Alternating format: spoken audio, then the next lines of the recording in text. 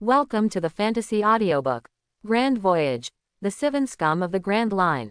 Chapter 61. For Luo Bai, the invasion of Impel Down, just like participating in the Summit War, cannot be missed no matter what. After all, in this big underwater prison, there is the devil fruit ability that even Luo Bai wants. What's more, Luo Bai has never thought of fighting alone, and the reason why he didn't recruit his subordinates is because he doesn't look down on the weak. But the prisoners in Impel Down are all very powerful. With those guys joining in, Luo Bai will be able to relax a lot in the future. When Summit War started, Luo Bai brought Robin, Khalifa and others to Impel Down, but left Kami and Zalulia Palace enslaved by Luo Bai in Sabayati Archipelago. Luo Bai was not worried that Shalulia Palace would take this opportunity to leave, knowing that Khalifa had not been idle these days. All the means she had endured at the time were all used on the body of Zaluria Palace. This has also led to Celestial Dragons, the world aristocrat Celestial Dragons in Zalulia Palace, who has become completely loyal to Luo Bai. For Luo Bai's next actions, Kami and Shalulia Palace, who have no fighting power, are of course useless. Not to mention Whitebeard Pirates of Summit War, Red Hair Pirates, Roger Pirates Remnants, even Marine and World Government. Magellan, the warden who guards Impel Down, is not something that ordinary people can face. Luo Bai is also very aware of the side effects of the poisonous fruit ability possessed by Magellan, but this side effect is for Luo Bai who possesses cheat. It doesn't make any difference at all. In this way, the ability of the poisonous fruit in its perfect form can play an even greater role. At least in Luo Bai's view, it is not much inferior to the devil fruit ability possessed by Marine 3 Admiral. At this moment, Robin suddenly said, "Luo Bai, in front of that is the prison Impel Down, here we are." Hearing this, without waiting for Luo Bai to respond, Khalifa, Perona, and Nami on the boat all looked at Impel Down ahead. They have heard many rumors about this underwater prison, and they will naturally have a great curiosity about Impel Down in their hearts. Except for Robin, Khalifa, Perona, and Nami couldn't understand why Luo Bai regarded Impel Down as one of the goals. In the end, Nami still asked this question. "Luo Bai, in Impel Down, is there something you want, or is it a person?" Both Khalifa and Perona on the side looked at Luo Bai with fiery eyes, and also wanted to know the answer to this question.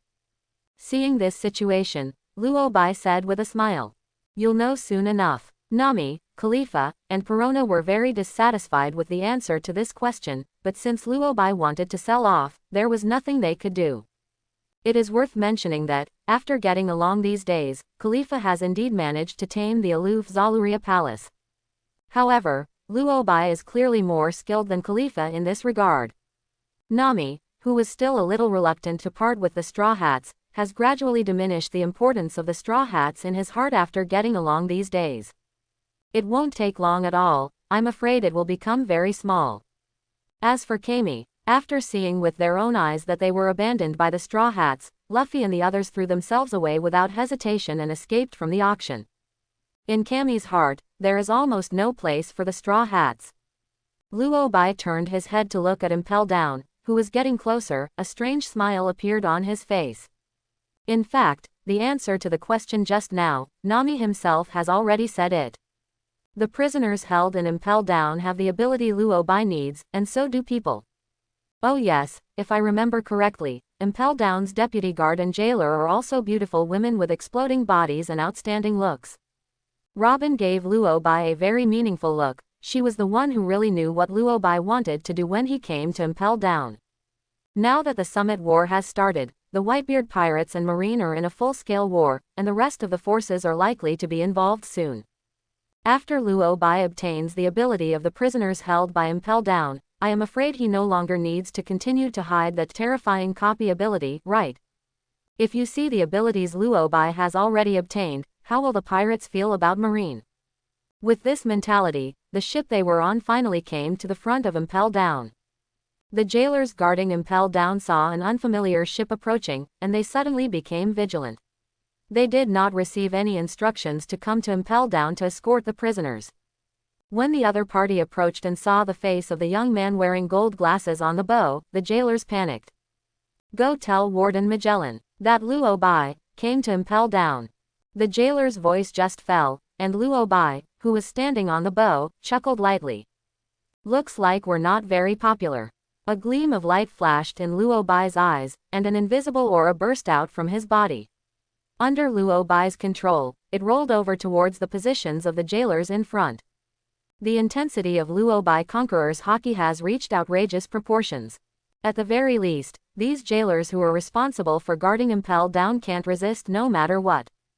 Boom, boom, boom. Under the pressure of Conqueror's haki, the jailers fell unconscious one by one, and even the jailer who wanted to report Luo Bai's coming to Impel down to Magellan fell on the road. Luo Bai did not hesitate, and stepped into this underwater prison first. Looking at Luo Bai's back, Robin smiled and said to Khalifa, Perona, and Nami next to him. Let's go, let's also go to CNC, this Impel down known as the Iron Wall. With Luo Bai around, they were not worried about this action. I just took this opportunity to take a good tour of this large underwater prison. After all, after this incident, whether Impel Down can continue to exist is a matter for two people to talk about. Although Luo Bai used Conqueror's haki to stun the jailers who wanted to tip off, the news that someone had invaded Impel Down was soon discovered. The jailers from Impel Down came one after another to stop Luo Bai's group from moving forward, but these ordinary jailers didn't even need Luo Bai to do it himself. It was just Robin, Khalifa, Perona, and Nami who took out the jailers with ease. Looking at the steady stream of jailers who came to try to stop them, Nami sighed helplessly. These jailers are really dedicated enough, knowing that it is not our opponent, but still doing this kind of thing. Khalifa on the side heard the words and pushed the glasses on the bridge of his nose, and said coldly. Even if they are dedicated to their work, what's the use? Isn't it impossible to stop us? The four delicate beauties were talking while dealing with the guards who kept coming up. At this moment, several figures quickly rushed to Luo Bai and the others. Deputy Warden Hannyabal, holding a trident, looked at the jailers on the ground. Immediately, his pupils suddenly widened, and then he stared at Luo Bai and reprimanded. Luo Bai, you, a pirate, dare to invade Impel Down. Are you courting death? Hearing this, Luo Bai looked at the deputy warden with interest. Court death. Hannibal's face was gloomy. He raised his trident and pointed at Luo Bai, who was facing him. The sins you committed in the Sabayati archipelago were unforgivable. The reason why we Marines haven't done anything to you for the time being is just to deal with those guys from the Whitebeard pirates. But now you are taking the initiative to send it to the door. It seems that you are really courting death. Hearing the threatening meaning inside and outside of Hannibal's words, Luo Bai couldn't help but laugh a little. I really don't know where the confidence of the deputy warden of Impel Down came from, making him feel that his behavior of invading Impel Down was courting death. But Domino, the deputy head of the guard, and the head of the jail, Sadi-chan, who stood on both sides of Hannibal, were not as confident as Hannibal. Deputy Warden, according to the information we have received, Luo Bai has the strength not inferior to Marine Admiral. Can we really stop him with just us? Hearing this, Hannibal was shocked, and his face was full of disbelief. Marine Admiral's strength? Are you kidding me? Hannibal has been working on ways to replace Magellan as Impel Down's new warden these days. Not too concerned about the outside world. What's more, if Hannibal wants to pay attention, it is to pay attention to the war that is currently breaking out in naval headquarters. The protagonist of this war is not Luo Bai at all. Now suddenly I heard Domino tell Sadi-chan that Luo Bai has Marine Admiral level strength, so how could Hannibal accept it? Hannibal asked in a low voice. Where's Magellan? Why hasn't that fool come over yet? Domino said with an unusually solemn expression. The news of Luo Bai's invasion has been reported to Warden Magellan, but the side effects of Warden Magellan's poisonous fruit ability seem to have flared up. He was dealing with side effects at the time, and now he should be here as fast as possible. Hearing this, Hannibal couldn't help cursing. That Magellan really fell off the chain at a critical moment. While scolding Magellan, Hannibal's face was full of worry as he watched more and more prison guards be dealt with by Luo Bai and his party. If Luo Bai really has the same strength as Marine Admiral, Magellan alone can't solve him. Also, now that the Whitebeard pirates have invaded naval headquarters, Marshal Sengoku and the others are fighting against the Whitebeard pirates. Even if we know the news of Luo Bai's invasion of Impel Down, there is absolutely no way to support us. Hannibal's mood was very heavy. Originally, he was still watching the war broke out in naval headquarters in his room, but as soon as he turned around, a jailer came to inform him that Luo Bai invaded Impel Down. After Hannibal came here, I finally figured this out.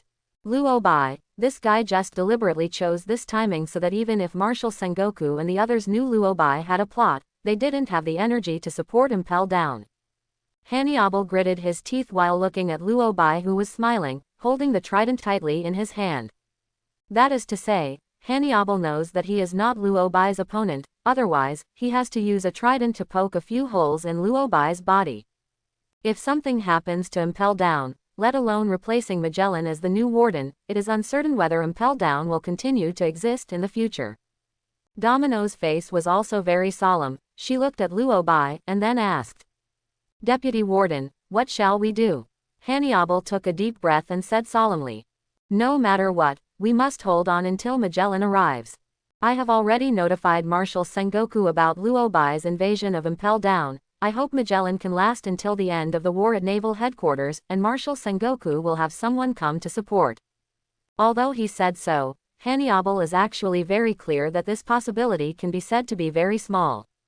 However, Hannibal looked at Luo Bai and shouted for the sake of ignorance, "Luo Bai, Impel Down is full of prisoners, what exactly do you want to do here?"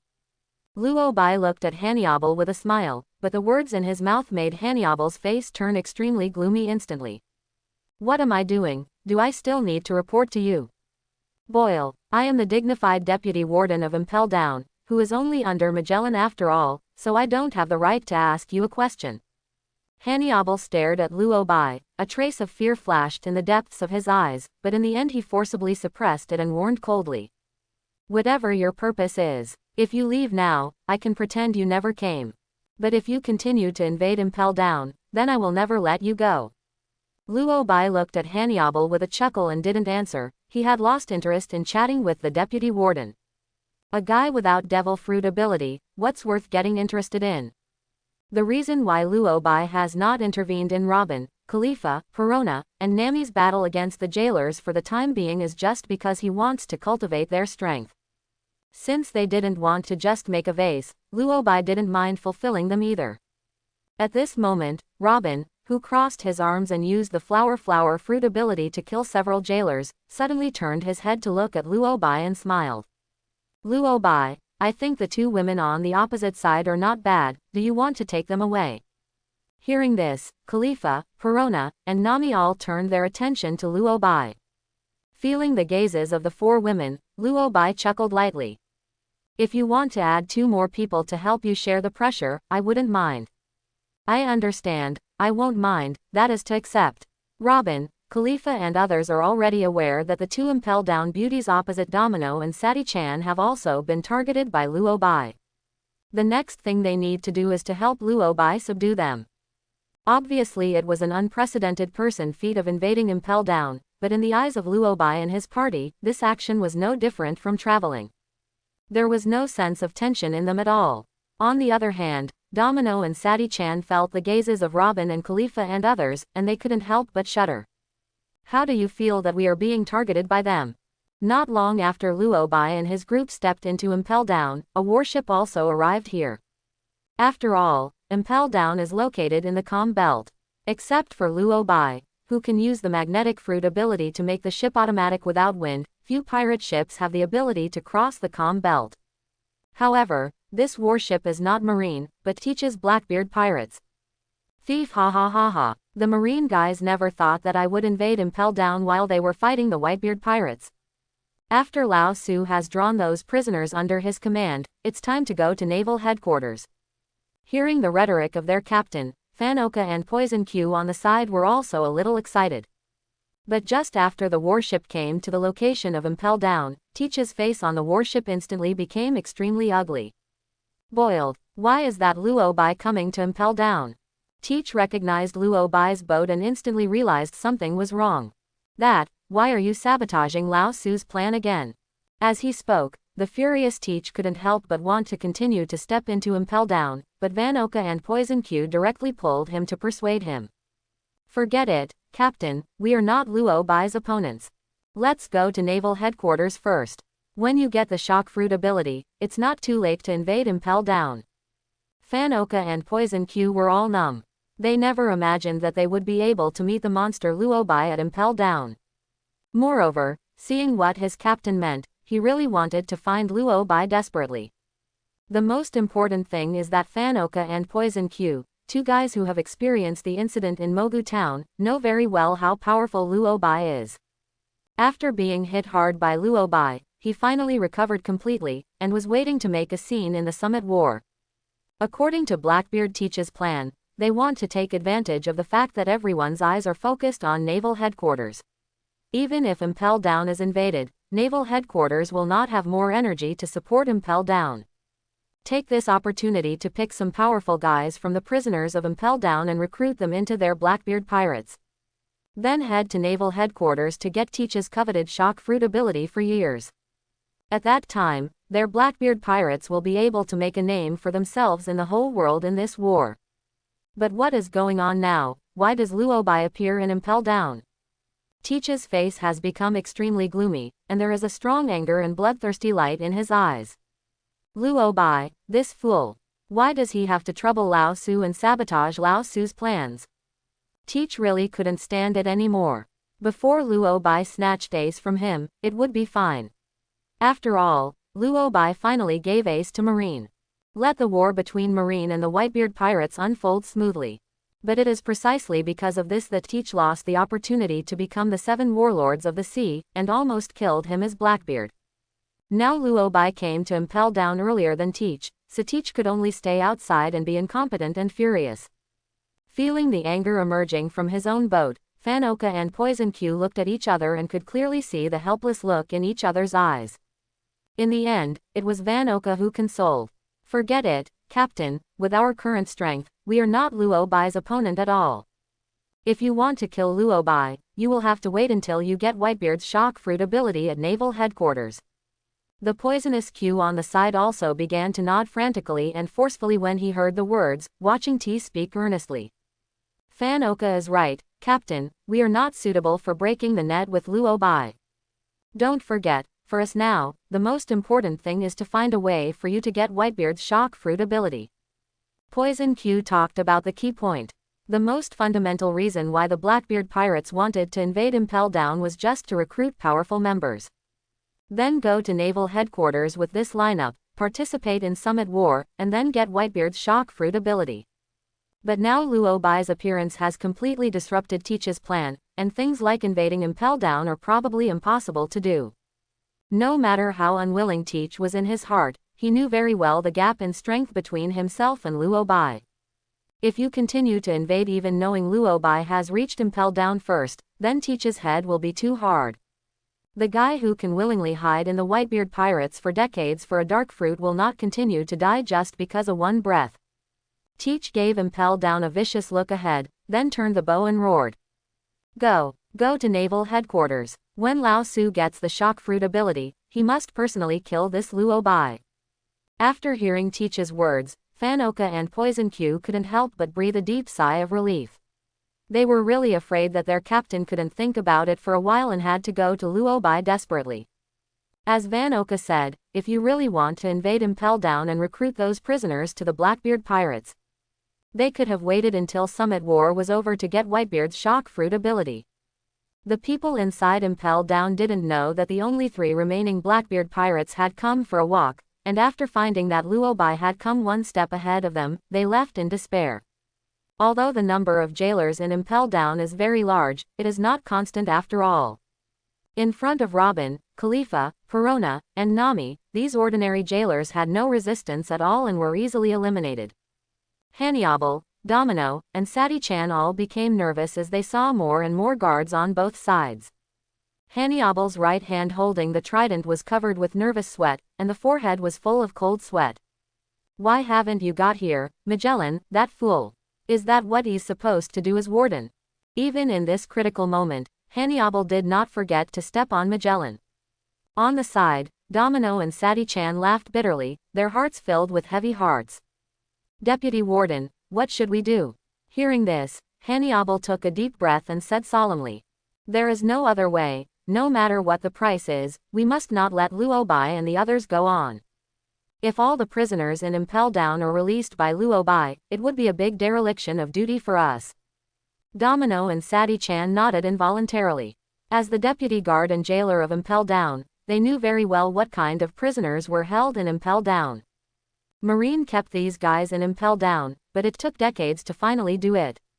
If all the Impel Down prisoners escaped because of Luobai's invasion, then they would have no face to continue living. But what Hannyabal, Domino, and Sadi-chan didn't know was that Luobai's purpose in coming to Impel Down was never low-level prisoners. The prisoners in the first 5 floors have no value to Luobai at all, only those guys in the 6th floor eternal hell can really bring Luobai's interest. Hannyabal, who mistakenly thought Luobai wanted to release all the prisoners in Impel Down, held the trident in his hand tightly, feeling the sense of oppression emanating from Luobai. Forcibly suppressing the fear in his heart, he roared at Luobai. Luobai, since you're not going to leave Impel Down, then just die here too. As soon as the voice fell, Hannyabal rushed towards Luobai's position. As the deputy warden of Impel Down, even if Hannyabal is a guy who only likes power and is always thinking of replacing Magellan as the new warden. But this responsibility, Hannyabal is still not lacking. However, the momentum is quite strong, but unfortunately Hannyabal has not rushed in front of Luobai, and a negative ghost has drilled through his body. Laugh. At the moment when the negative ghost passed through Hannibal's body, Hannyabal fell directly to the ground and muttered with a frustrated expression. For a person like me, living is a waste of resources, thinking about replacing Magellan as the warden all day long, and I'm not even fit to be the deputy warden. Seeing this situation, Domino and Sadi-chan's eyes widened, and their faces were full of disbelief. Just now, Hannyabal, who was aggressive and wanted to trouble Luobai, how did he become like this in the blink of an eye? And, to be able to hear from Hannyabal that he is not fit to be the deputy warden. Just as Domino and Sadi-chan were shocked, 2 palms suddenly grew above Hannibal's shoulders. Under Robin's control, the 2 masters grabbed Hannibal's chin and lifted it up, causing the deputy warden to lie on the ground silently. With the cooperation of various abilities, Robin and the others are not too easy to deal with a guy like Hannyabal. After all, the strength gap between Hannyabal, the deputy warden, and Warden Magellan is enormous. After eliminating Hannyabal, Robin, Khalifa, Perona, and Nami's eyes fell on Domino and Sadi-chan. They know very well that Luobai will not miss each other as the 2 beauties of Impel Down. They didn't care, though, and were even more than happy to see Domino and Sadi-chan aboard their boat.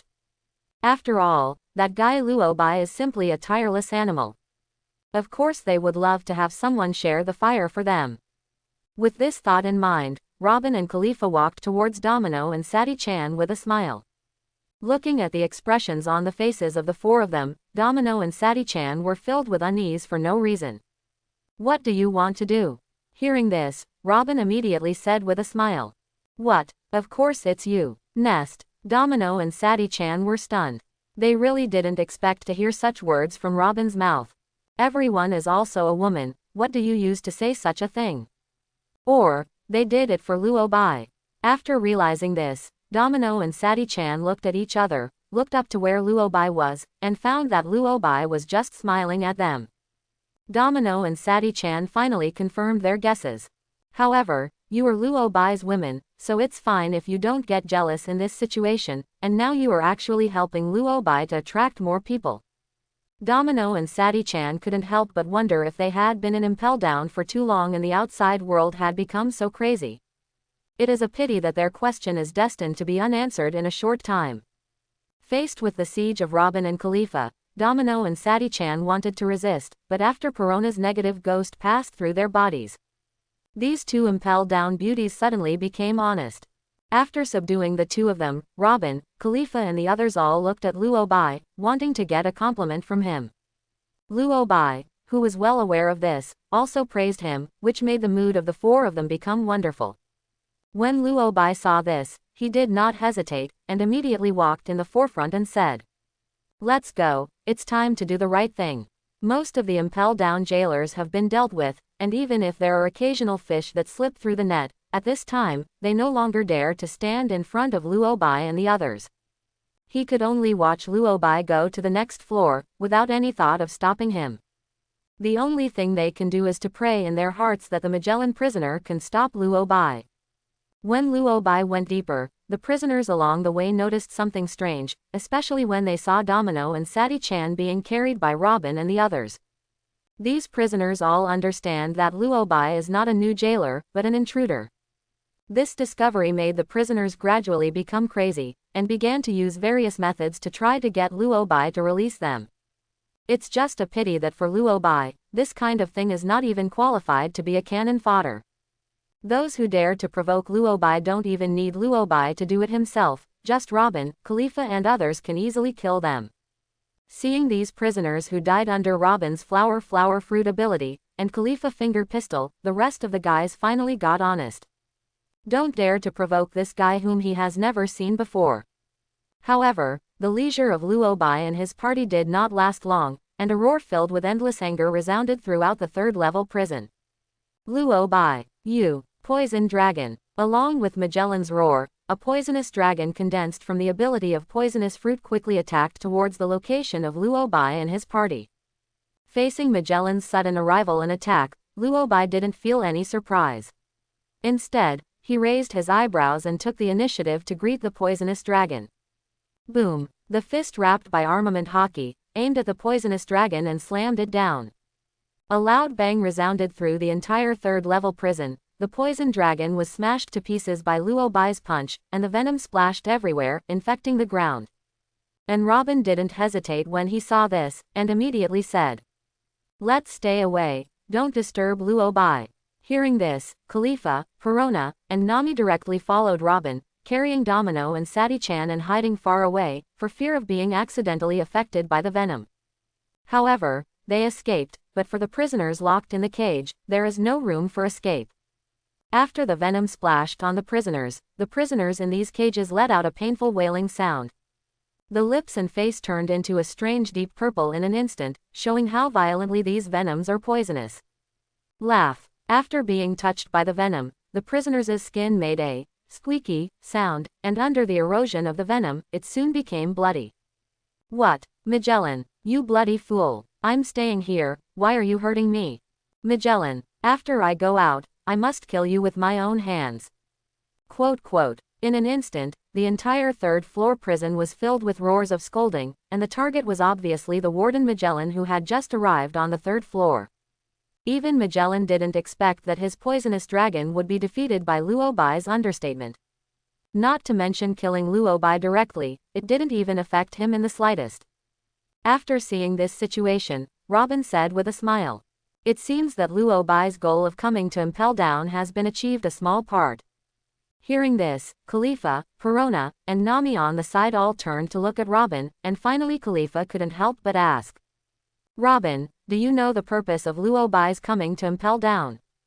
Robin was noncommittal about this, and he didn't mean to explain, just smiled and said, "You'll know when you look at it. After all, at this time, Luobai probably doesn't need to hide anymore." Khalifa, Perona, and Nami couldn't help but pouted when they heard the words, but still turned their eyes back to Luobai. At the same time, the furious Magellan stared at Luobai, who was facing him, his eyes filled with murderous intent and bloodthirsty light. "Luobai, no matter what the purpose of your invasion of Impel Down is. But since you dare to do such a thing and hurt so many jailers, you will never get out of Impel Down. I will arrest you. As for what to do with you, let Marshal Sengoku decide." As soon as the voice fell, Magellan began to drip terrifying venom, making the warden look extremely ferocious. Under Magellan's control, 3 poisonous dragons condensed from venom suddenly appeared and stared at Luobai. However, in the next moment, the changes in Luobai's body made Magellan's eyes almost pop out. He could clearly see that Luobai also had poison droplets on his body, and an incomparably huge poisonous dragon was slowly condensing behind Luobai. "This is impossible. How can you possibly have poisonous fruit abilities?" Seeing Luobai, who had a terrifying venom emerging from his body and a poisonous dragon condensed from venom behind him, Magellan was really stunned this time. He never thought that he would be able to see the poisonous fruit ability he possesses from Luobai's body. You must know the truth that this world has existed for countless years and has been telling everyone that it is absolutely impossible to have two identical devil fruit abilities in this world. Only after the previous demon fruit power died, the devil fruit ability he possessed would appear on the fruit in a certain corner of the world. But what's going on now? He, the poison fruit power user, the prison warden of Impel Down, is still alive, but Luobai doesn't know where he got the poison fruit power. Magellan would never have believed this to happen if he hadn't seen it with his own eyes. Not to mention Magellan, whether it's Khalifa, Perona, and Nami, or the prisoners in the cages on the 3rd floor. After seeing Luobai's ability to display poisonous fruit, all of them couldn't help but widen their eyes. Is this the poisonous fruit ability of this Magellan? But why does this little devil who came out of nowhere have the ability to poison poisonous fruits? Has we been held for so long that the outside world has changed beyond recognition? No matter how unrecognizable the horse is, there won't be two people with the same devil fruit ability at the same time. Quote, the prisoners in these cages are about to go crazy, seeing Luobai condensed behind an incomparably huge poisonous dragon, which is actually even more terrifying than Magellan's poisonous dragon. These guys can't help but wonder about life. Is it true that they have been detained in Impel Down for too long, and the outside world has changed to such a degree? Khalifa, Perona, and Nami reacted quickly after a brief shock. Khalifa turned her head to look at Robin, who was smiling beside her, pushed her eyes on the bridge of her nose and asked, "Robin, so this kind of thing, you already knew it a long time ago, right?" Feeling the gazes of Khalifa and the others, Robin nodded slightly. As I said before, for Luobai, when things have developed to this point, there is no need to keep hiding. And the reason why he brought us to this big underwater prison is because of this. Before that, Luobai had never had any contact with Magellan, the prison warden of Impel Down. The only time Luobai had beaten Magellan's poisonous dragon with a punch was just now. But it is precisely because of this that Luobai directly obtained Magellan's poisonous fruit ability.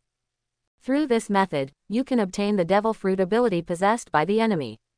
It turns out that Luobai has always possessed this terrifying ability. It's no wonder that when he was in the Seven Waters, he deliberately didn't kill the CP9 members in one blow. At the time of the thriller bark, he clearly had the strength to easily deal with Moria and the three monsters, but he took the initiative to withstand the opponent's attack.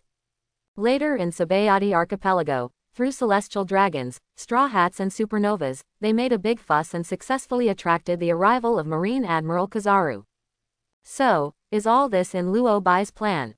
After realizing this, Nami on the side couldn't help being startled. Cherry opened her mouth to the widest, and said with a look of disbelief, "So, how much devil fruit ability did Luobai get along the way?"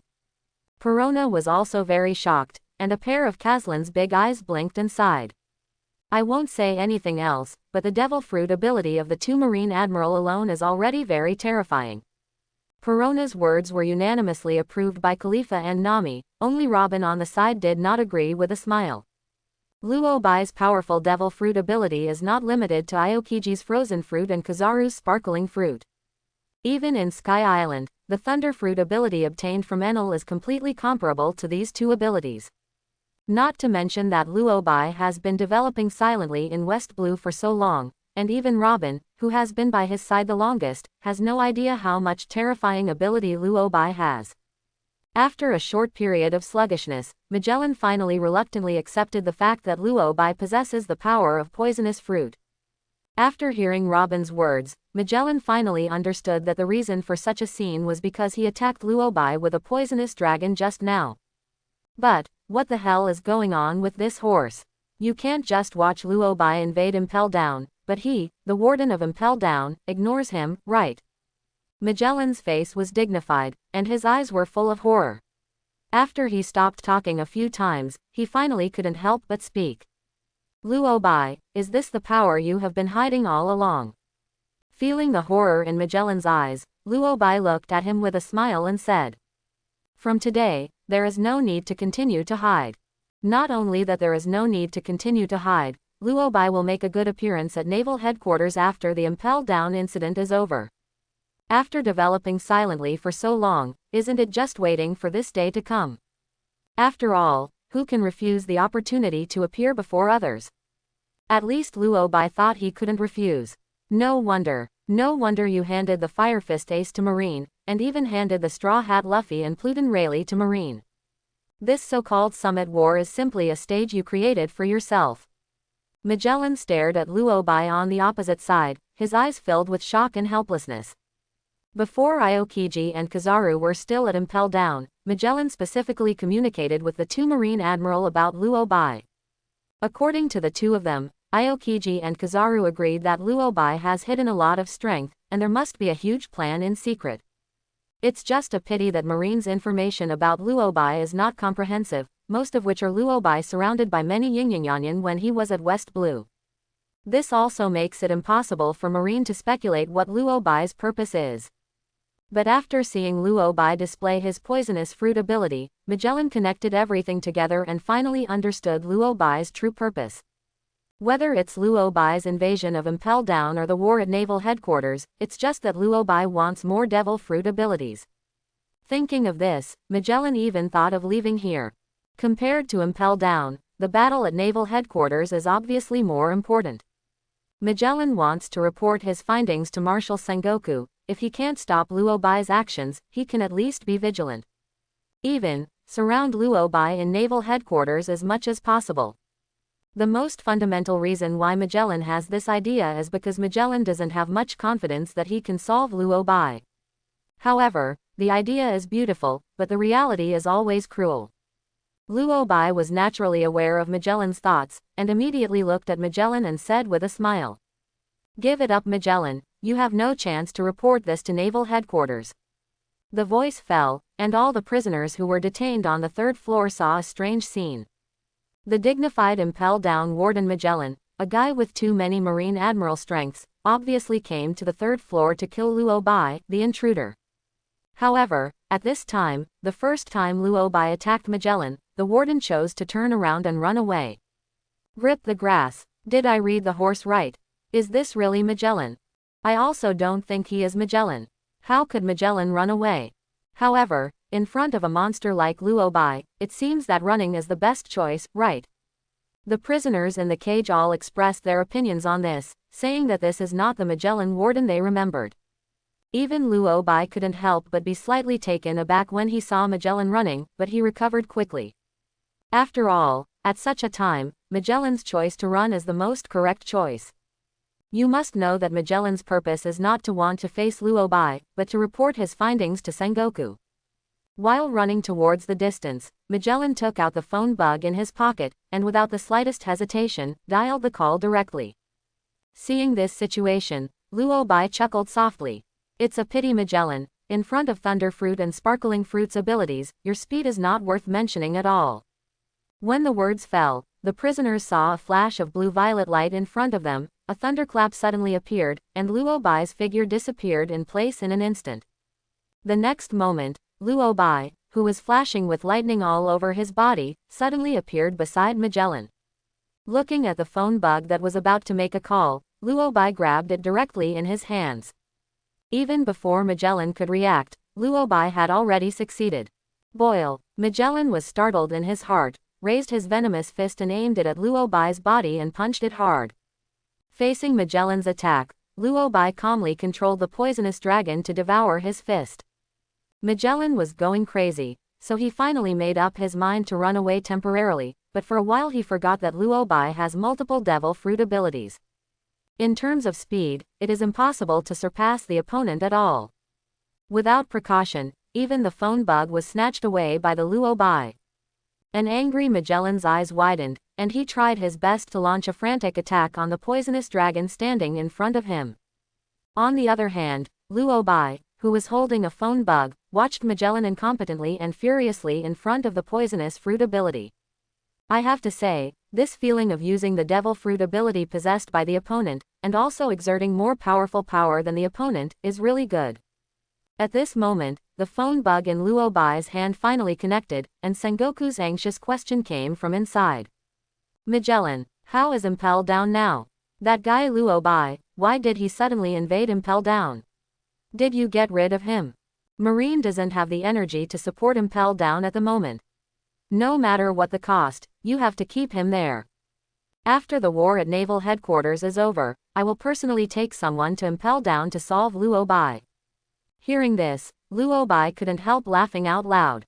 Wait until the end of the Summit War, and Sengoku will personally bring someone to Impel Down. This Marine is a bit too naive. After hearing Luo Bai's laughter and the roar of Magellan fighting the poisonous dragon controlled by Luo Bai, Sengoku instantly fell silent. But the next moment, Sengoku's voice that suppressed boundless anger sounded again. Luo Bai, why did you invade Impel Down? Quote. We Marine had already let you go when we were in Sabayati Archipelago, but you have to provoke us Marine like this. If you don't leave Impel Down now, I will definitely take someone to kill you myself. The threat in Sengoku's words was beyond words, but the Marine Marshal obviously wanted Luo Bai to leave Impel Down. After all, Marine has already gone to war with the Whitebeard pirates, and there is no extra energy left to support Impel Down. Sengoku, as the Marine Marshal, knows very well that Luo Bai really has the same power as Marine Admiral. With Magellan alone, there may be hope to survive in Luo Bai's hands, but he will never succeed in killing Luo Bai. However, for Luo Bai, the threat of Marine Marshal Sengoku, but without the slightest weight. While controlling the poisonous dragon to attack Magellan, Luo Bai smiled and said while looking at the phone bug in his hand. Don't be so troublesome, Marshal Sengoku, I will take the initiative to go to Naval Headquarters after the Impel Down thing is over. How can I trouble you, the dignified Marshal Marine, to come to me in person? Even through the phone bug, Sengoku could clearly sense the irony in Luo Bai's words. But Sengoku really can't figure out what purpose Luo Bai is hiding. At this moment, Magellan, who was dealing with the poisonous dragon, suddenly shouted to the phone bug in Luo Bai's hand. Marshal Sengoku, the reason Luo Bai invaded Impel Down is because... Crack, Magellan's words stopped abruptly, because he clearly saw that Luo Bai had already crushed the phone bug in his hand when he blurted out his words. After seeing this situation, Magellan's eyes were filled with angry flames, and he roared at Luo Bai. Luo Bai, Magellan really didn't expect that Luo Bai was so cautious. Obviously, he has made no secret of the terrifying means of obtaining the opponent's devil fruit ability in front of him, but for the sake of safety, he prevented himself from reporting the news to Marshal Sengoku. With strong strength and superior IQ, is it too embarrassing to be targeted by such a guy? Luo Bai casually Qian Lihao threw the fragments of the phone bug on the ground, looked at Magellan and said with a smile. Magellan, this kind of news, of course, is best for your Marshal Sengoku to see with his own eyes. What's the point of letting you relay it? In order to appear in front of people live in the world in Summit War, Luo Bai has devoted so much time and countless energy to this. How could Magellan be allowed to interrupt his plans? And most importantly, if Magellan is actually asked to report Luo Bai's cheat to Sengoku, there is no guarantee of how things will end up. To be on the safe side, Luo Bai naturally said that he would stop the other party. Hearing Luo Bai's rightful words, Magellan couldn't help but get even more angry, and roared while launching a frantic attack on the poisonous dragon in front of him. Luo Bai, as long as I'm alive, you don't want to free the prisoners of Impel Down. Luo Bai waved his hand to comfort him. Don't worry Magellan, the only real value to me are the prisoners of the 6th floor eternal hell. As for the other guys, I don't have much time to waste on them. The voice fell, and before Magellan could respond, a flash of lightning flashed in Luo Bai's eyes, and his figure instantly disappeared in place. The next moment, Luo Bai, who was wrapped in lightning, suddenly appeared above Magellan. The raised right leg, aimed at Magellan's head, kicked him hard. Boom! Once he stepped down, the terrifying power made Magellan's body fly upside down uncontrollably. After rolling dozens of laps in the air, it finally smashed heavily on the cage where the prisoners were being held. Laugh! The venom dripping from Magellan corrodes the ground, revealing the terrifying power of his poisonous fruit. However, for Luo Bai, who also possesses the ability of poisonous fruit, Magellan is no longer a threat. Looking at Luo Bai on the opposite side, Magellan did not hesitate at all, roared and charged towards his location. On the execution platform of Naval Headquarters, Sengoku, who was holding a phone bug, had an unusually gloomy face, and his eyes were filled with a strong murderous intent and bloodthirsty light. After feeling the dangerous aura emanating from Sengoku, Garp on the other side asked with a blank expression. Sengoku, what happened? Listen to what you just said, that guy Luobai has invaded Impel Down. Hearing this, Sengoku suddenly woke up from his daze, and nodded with an unusually dignified expression. That's right, that Luobai dared to take advantage of our marine to fight the Whitebeard pirates, and he didn't have the energy to do other things. Dare to choose this time to invade Impel Down. Sengoku was really angry now, even though he knew that Magellan would never be able to resist Luobai, but Sengoku had nothing to do about it. Garp's face was cold and stern, and he said coldly. The old man has long known that Luobai must have some conspiracy. It now seems that the reason why he single-handedly led the outbreak of this war was to invade Impel Down. In Garp's opinion, Luobai did this on purpose. Even if Garp doesn't know what Luobai's real purpose is, it is most likely for the prisoners in Impel Down. After all, other than that, Impel Down has nothing to attract Luobai. But after hearing Garp's words, Sengoku looked at Garp with burning eyes as if he suddenly thought of something. Garp, why don't you go to Impel Down to support Magellan? You also know what kind of prisoners are held in Impel Down. If Luobai really released those prisoners, for us Marine, it would be no less than a loss in this war.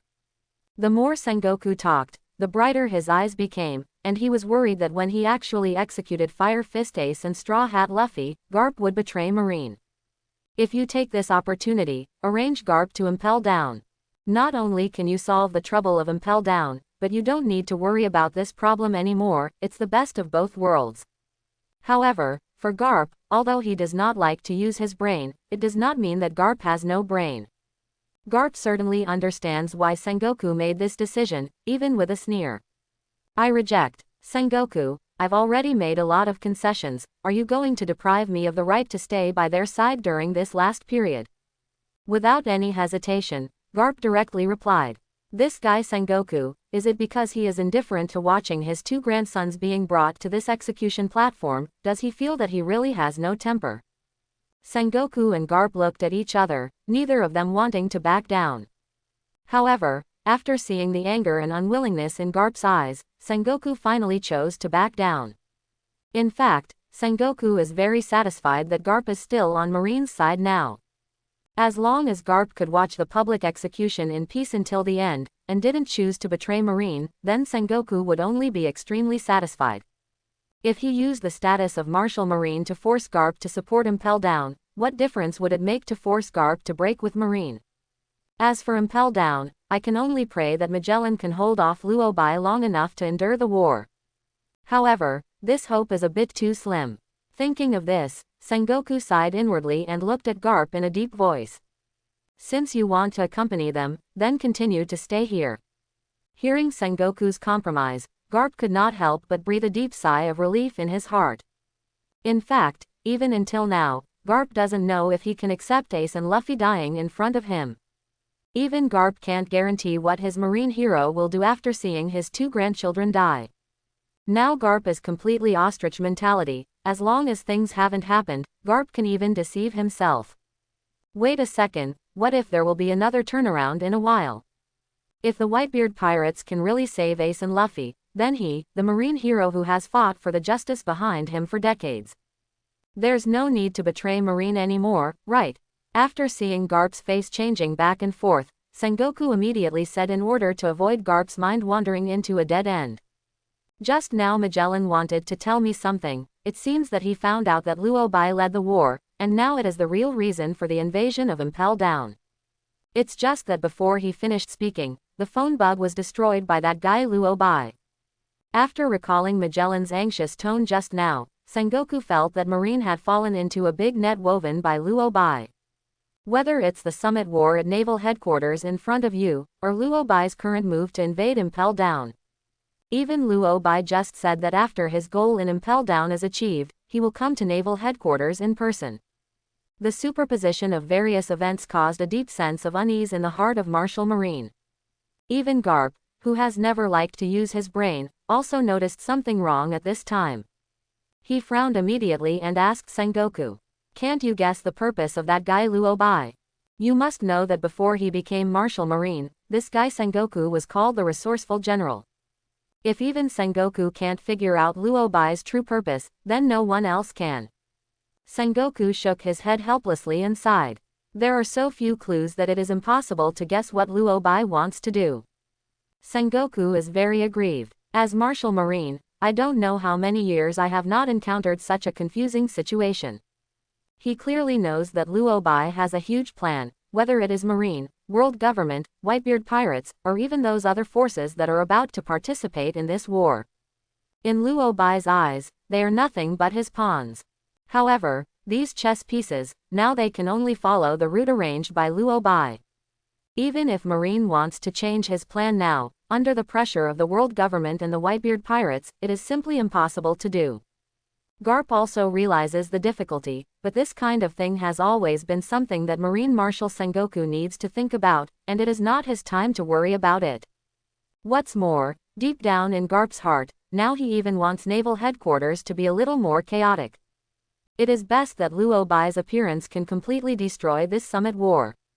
That way, the Whitebeard Pirates might be able to take this opportunity to rescue Ace and Luffy, and he wouldn't have to worry about whether to uphold justice or betray Marine.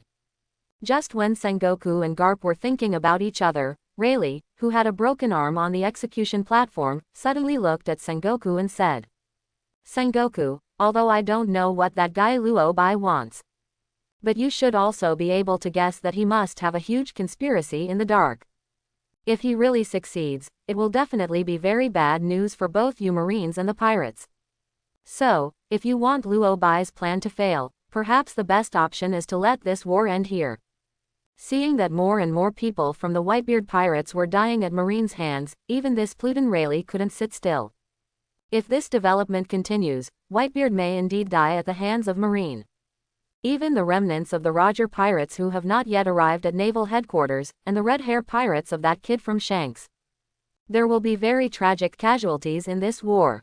This was something Rayleigh didn't want to see anyway. Because of this, even though he knew that his proposal sounded like an idiot, Rayleigh could only reluctantly say it and try to persuade Sengoku. And the fact did not exceed Rayleigh's expectations. After his words, Sengoku looked down at Rayleigh with a look like an idiot. "Rayleigh, are you teaching me to do things? You're just a pirate, hiding in the Sabayati archipelago for so many years, you don't think you're still the original Pluton, do you?" Sengoku's words showed no mercy, and Rayleigh's face turned blue and white. Speaking of which, Rayleigh is also miserable. First, in Sabayati archipelago, Luobai said that he was a remnant of the old era. Now it is not the era of an old guy like him, and he has no face at all. After that, Luobai cut off one of his arms directly, making it impossible for Rayleigh to run away or send Luffy away. Now the Sengoku guy has another super double, making Rayleigh even more speechless. Seeing Rayleigh's reaction, Zahn said bluntly, "Rayleigh, you'd better wait on the execution stand to be executed. No matter what conspiracy that guy Luobai has, you can't escape the fate of being killed." Rayleigh shut up. Sengoku's meaning was already very obvious, even if Marine wanted to crack Luobai's conspiracy and prevent him from succeeding. But the importance is still slightly lower than the execution of the three of them. Rayleigh looked at the members of the Whitebeard Pirates who were fighting fiercely with Marine in the distance, and sighed helplessly in his heart. "Jabba, Kukaros, I hope you don't get involved in this war. After all, those guys from the world government have already made preparations to help Marine." Boom. Inside the third-level prison of Impel Down, with a loud noise, Magellan was once again slammed into the wall by Luobai's terrifying power.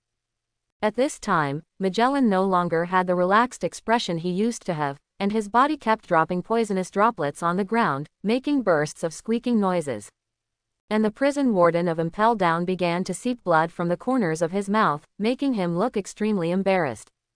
The prisoners in the surrounding cages could not help shuddering when they saw Magellan, who was so embarrassed, and then looked at Luobai, who was wrapped in lightning. Don't look at these prisoners often shouting in front of Magellan, saying that when they go out, they must cut off Magellan's head with their own hands. But if they really face Magellan, these guys will probably surrender right away. The reason why they are arrogant in front of Magellan is only because they know that Magellan will not care about them. After all, No one dared to speak harshly in front of Shiryu until the head guard Shiryu was locked up by Magellan. Because the prisoners of Impel Down know very well that there is no trouble in being arrogant in front of Magellan. But if you face Shiryu with this attitude, Shiryu will really cut off their heads with a saber. Magellan got up from the ground, panted and looked at Luo Bai opposite, his eyes filled with horror and solemnity. This guy Luo Bai, in terms of speed and strength, must far surpass his prison warden. What's more, after the opponent obtained his own ability, even the poisonous fruit ability that Magellan has always relied on has no effect in front of Luo Bai. Facing this kind of enemy, Magellan felt helpless. He couldn't think of any way to solve Luo Bai.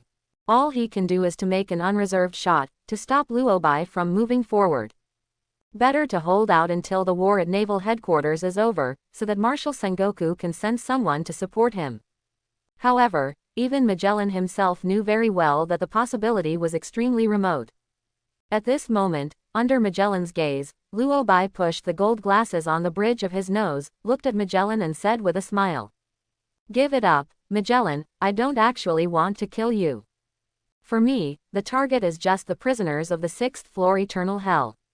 Luo Bai didn't deceive Magellan. He didn't care about Magellan's life or death, nor did he care about the prisoners outside the 6th floor eternal hell. As long as Magellan doesn't stop him, Luo Bai doesn't mind letting him live well. However, for Magellan, the warden of Impel Down, his duty is to guard Impel Down from being invaded by anyone.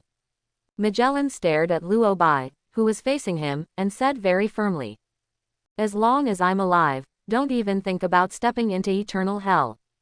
The voice fell, Magellan's eyes became extremely fierce in an instant, and the venom on his body began to move forward. Under his control, an extremely large poisonous man appeared directly in front of Magellan. Poison Giant. Wow! After seeing Magellan summon the Poison Giant, the prisoners in the cages on both sides desperately tried to hide away. The prisoners had already seen that Magellan was no match for Luo Bai at all. It's just that even the venom splashed by the two of them fighting is simply not what these prisoners can bear. Anyone who comes into contact with venom will be severely injured. There is even a risk of death. Looking at the giant poisonous soldier on the opposite side, Luo Bai helplessly spread his hands. "Since you're not going to give up, there's nothing to say." As soon as the voice fell, a dazzling thunder light burst out from the entire 3rd level prison. Luo Bai doesn't have much time to waste in Impel Down, but Naval Headquarters is still waiting for Luo Bai to participate in Summit War. Under Luo Bai's control, a huge thunder dragon with a ferocious aura was directly condensed by Luo Bai's thunder fruit ability. Thunder Dragon roared at Magellan and the giant poisonous soldier on the opposite side, and quickly attacked their location. In the face of Thunder Dragon's attack, Magellan did not hesitate, and the giant soldier of poison took the initiative to greet each other. Thunder Dragon roared, opened its mouth wide and bit at Magellan and the poisonous giant. You must know that in the previous battle, Magellan has already suffered a lot of trauma, and now facing this crazy Thunder Dragon, he is instantly at a disadvantage. In order to save time, Luo Bai stepped up his efforts. The giant soldier of poison wailed, and it turned into poison and scattered on the ground. And Magellan, the warden, was swallowed directly by Thunder Dragon.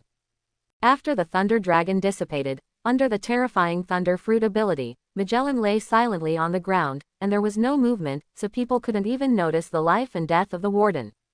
Luo Bai didn't hesitate and took Robin, Khalifa and others directly to eternal hell. Only the prisoners in the cage looked at the scene in front of them and said nothing. The power displayed by the monster Luo Bai was beyond their imagination. After Luo Bai brought Robin and Khalifa to eternal hell, the originally quiet eternal hell instantly became boiling. Although they don't know Luo Bai's identity, they can tell at a glance that Luo Bai is not an Impel Down jailer at all. However, Luo Bai raised his hand to interrupt the noise of these guys, and said with a smile as he looked at everyone in the cage. "I'm here to recruit my subordinates, and you, obviously, are my chosen targets. When I finish speaking, who approves and who opposes?" Luo Bai's words echoed in eternal hell, which plunged the most mysterious place of Impel Down into an extremely eerie silence. All the prisoners in the cage looked at Luo Bai standing at the door with disbelief. How could they not understand? Luo Bai, a guy who didn't know where he came from, how could he have the confidence to say such a thing? Didn't he know that all the prisoners who were eligible to be held in eternal hell, before they were captured by Marine, were the famous big pirates of the New World? If these guys have the idea of giving in to others, wouldn't it be easier to get out of Impel Down with Marine than with Luo Bai? Hey, boy, no matter where you came from, but just a kid like you want us to be your subordinates. You know what, kid, just a guy like you, I don't know how many people I killed before I was locked in this eternal hell. If you don't want to die, then honestly find a way to open this cage. In this case, maybe we guys are in a good mood, and we will spare your life. Oh yes, you came to this eternal hell, should you be sneaking? Being noticed by that Magellan, he will never let you go. If you don't want to die in Magellan's hands, let us out quickly. Before the prisoners got to the cage, they looked at Luo Bai with burning eyes. Some people threatened Luo Bai, and some tried to lure Luo Bai with benefits. But the purpose of these guys is very obvious, that is to let Luo Bai find a way to open the cage and let them leave Impel Down. Having been imprisoned in this eternal hell for so many years, these prisoners would not have survived if they were not looking forward to escaping Impel Down one day. Also, a successful escape from Impel Down is not without precedent. Even the only Golden Lion Shiki who managed to escape Impel Down was captured by Marine and imprisoned not long ago. It's just that most of the guys who are threatening Luo Bai now are the bottom-level prisoners of eternal hell. The real boss is watching Luo Bai quietly at this time, trying to find out more details from Luo Bai's body. As for what Luo Bai said just now, he wants the prisoners of eternal hell to be his subordinates. Stop making trouble. Here, no one will take Luo Bai, the nameless kid, seriously. Of course, there are still exceptions. That was the supernovas captured by Marine during the Sabayati archipelago, and to save trouble, these guys were also imprisoned in the eternal hell. The supernovas were all staring at Luo Bai viciously. If it wasn't for Luo Bai, they still had a chance to escape Marine's capture when they were in the Sabayati archipelago. However, in the depths of the supernova's eyes, there was still a bit of fear involuntarily. After all, the strength Luo Bai showed at the beginning was simply not something they could compete with.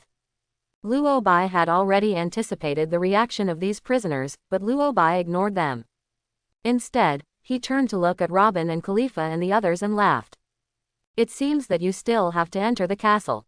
In Sabayati archipelago, the hard city fruit from supernova Capone Beige has clearly come in handy in this case. Although these prisoners have no impact on Luo Bai at all. But Luo Bai doesn't want Robin and Khalifa to become his burden. At Sabayati archipelago, Robin had already laid out the interior of the hard city fruit, and now is the time to go in and enjoy it. For this kind of thing that has been negotiated for a long time, Robin and others will naturally not refuse. Luo Bai's chest opened. Robin, Khalifa, Perona, Nami, and Domino and Sati-chan, who were still in a coma, walked in. However, after seeing this situation, Capone Beige in one of the cages of eternal hell suddenly widened his eyes, looked at Luo Bai in horror and shouted. Why do you also have the ability to have a strong city fruit? Luo Bai, who are you? After hearing Capone Beige's sharp cry, the other supernovas couldn't help but be surprised. They are not the rest of the prisoners who have been imprisoned in eternal hell for many years. They know the supernova of the same period very well. Naturally, it is also very clear that what this guy Capone Beige has is the fruit of Paramesha. But now it seems that Luo Bai has the same devil fruit ability as Capone Beige. Luo Bai didn't answer, just greeted Robin, Khalifa and others to enter the castle, which further strengthened Capone Beige's idea. Capone Beige, whose values he had maintained for decades were shattered by the scene in front of him, sat down on the ground, staring blankly at Luo Bai and muttered. Why is this? Why does Luo Bai have the same ability as me? I've never heard that there can be two people in this world with the exact same devil fruit ability. Not to mention Capone Beige, the other prisoners in eternal hell have also never heard of such a thing. If Capone Beige and other supernovas can gradually accept because seeing is believing, then for the other prisoners, they just think this guy is dreaming. The prisoners around Capone Beige started laughing at him. Hey, you haven't woken up yet, have you? This guy named Luo Bai has the same devil fruit ability as you. Why don't you just say that he has other devil fruit abilities? Is the outside world all like you? I see that the pirates outside are becoming more and more rubbish. The prisoners of eternal hell themselves are very disdainful of these so-called supernovae that have just been locked in. In their opinion, this kind of thing was not even qualified to have a face-to-face dialogue with them back then. As a result, now the tiger has fallen into Pyongyang, and is actually imprisoned by Marine with these so-called supernovas. Isn't that what Marine is slapping them in the face? After hearing the taunts of these guys, Jewelry Bonnie, the big-stomach girl among the supernovas, snarled fiercely. You have the right to say such things. It's not me, you are not even qualified to carry shoes for Luo Bai. Bonnie's words were unanimously agreed by the rest of the supernovas, and they all said without showing weakness. Times have long since changed. A guy like you who only knows to be immersed in the past glory all day long is already the garbage of the old era. We are pirates, and qualifications are never as important as the size of a fist. These supernovas didn't respond to these prisoners for Luo Bai's sake. The reason why they didn't hesitate to scold each other was just to prove that they were not trash. After all, Luo Bai, who was able to fight Marine Admiral without losing, and helped Marine capture them, would be weak. So what are these supernovas? Useless junk. Luo Bai ignored the quarrel of these guys, opened the nearest cage with the key he got from Magellan, and threw the key to the prisoners in it. Raised his chin. Open all cages. Feeling Luo Bai's arrogant attitude, the prisoner said with a displeased expression. Who do you think you are, and dare to order Lao Su? Knowing that Lao Su was in New World. Crackling. Before the prisoner's words were finished, Luo Bai raised his right hand, and immediately shot a thunderbolt from his index and middle fingers together, piercing the prisoner's shoulder directly. Laugh. What? The intense pain caused the prisoner to let out an incomparably mournful wailing sound, but it was interrupted by the thunderous roar from Luo Bai's body. Luo Bai looked at him with a smile and asked, Now, will you still refuse my order? Seeing the thunder entwined around Luo Bai's body, the prisoner endured the excruciating pain, and very obediently began to quickly open the rest of the cages according to Luo Bai's orders. The Thunder Fruit ability displayed by Luo Bai not only made this prisoner obedient, but also completely deterred other prisoners. Let these guys who were still yelling at Luo Bai quiet down. In the entire Eternal Hell, apart from the sound of the guy who was struck by Luo Bai with the thunderbolt opening the cage, there was only the crackling sound of the thunder wrapped around Luo Bai's body. At this time, they suddenly realized that there seemed to be a prophet who had already stated the situation at this time. This guy named Luo Bai seems to have more than just a devil fruit ability. As for supernovas like Capone Beige, Bonnie, and Hawkins, they are full of shock now. They know very well that Luo Bai has always been known for his magnetic fruit ability. But now it not only shows Capone Beige's strong city fruit ability, but also has the power to control thunder. They would never have believed this to happen if they hadn't seen it with their own eyes. Double fruit ability person. After being locked up in Impel Down for so many years, has the outside world changed to such an extent? Douglas Bullet, a former member of the Roger Pirates, known as the descendant of the devil, stared at Luo Bai with his red eyes. Looking at the thunder wrapped around him, he couldn't help but murmured to himself. It wasn't just Bullet who was shocked by Luo Bai's double fruit ability. World Destroyer Berndi Valdo, Lonely Red Baroric Redfield, Evil King Abaro Pizarro, and even Shiryu of Impel Down who was kept in eternal hell by Magellan himself. They all stared at Luo Bai with dull eyes. They really didn't expect that Luo Bai, even if he successfully invaded Impel Down, even now he has shown such terrifying power. Dual fruit ability. This is the first guy in countless years to break the curse that no one can have dual fruit ability at the same time. They can't wait to find out the secrets of Luo Bai. As for taking refuge in Luo Bai, what a joke. With so many prisoners of eternal hell united, can't they solve a Luo Bai? Luo Bai knows very well what kind of arrogance these guys have. If they can't show their strong enough power, they will never become his subordinates anyway. Passive counterattack has never been Luo Bai's character and consistent style. Luo Bai's favorite has always been the first to attack. Thinking of this, Luo Bai raised his chin and looked at the prisoners on the opposite side with a smile. Lightning flashed in his eyes, and the Thunder Fruit's ability exploded, dipping the entire eternal hell into a dazzling blue. Falling into hell. Boom. In just an instant, the entire eternal hell was like entering a thunder prison. Thick thunder began to fall from the sky, sending out bursts of thunder.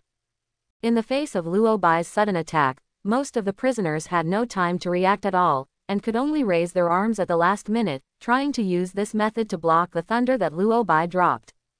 However, it wasn't until they were actually exposed to these thunderbolts that the prisoners finally realized how outrageous the mistakes they had made. Boom, boom, boom. The thunder fell on the prisoners, and bursts of violent roars broke out, making all the prisoners present feel the symptoms of tinnitus. Feeling the terrifying power contained in these thunders, even Bullet, Valdo and Beloric, who were at the top of the eternal hell food chain, their faces became dignified involuntarily. They finally understood why the so-called supernovas who knew Luo Bai reacted so violently when other prisoners said Luo Bai was weak.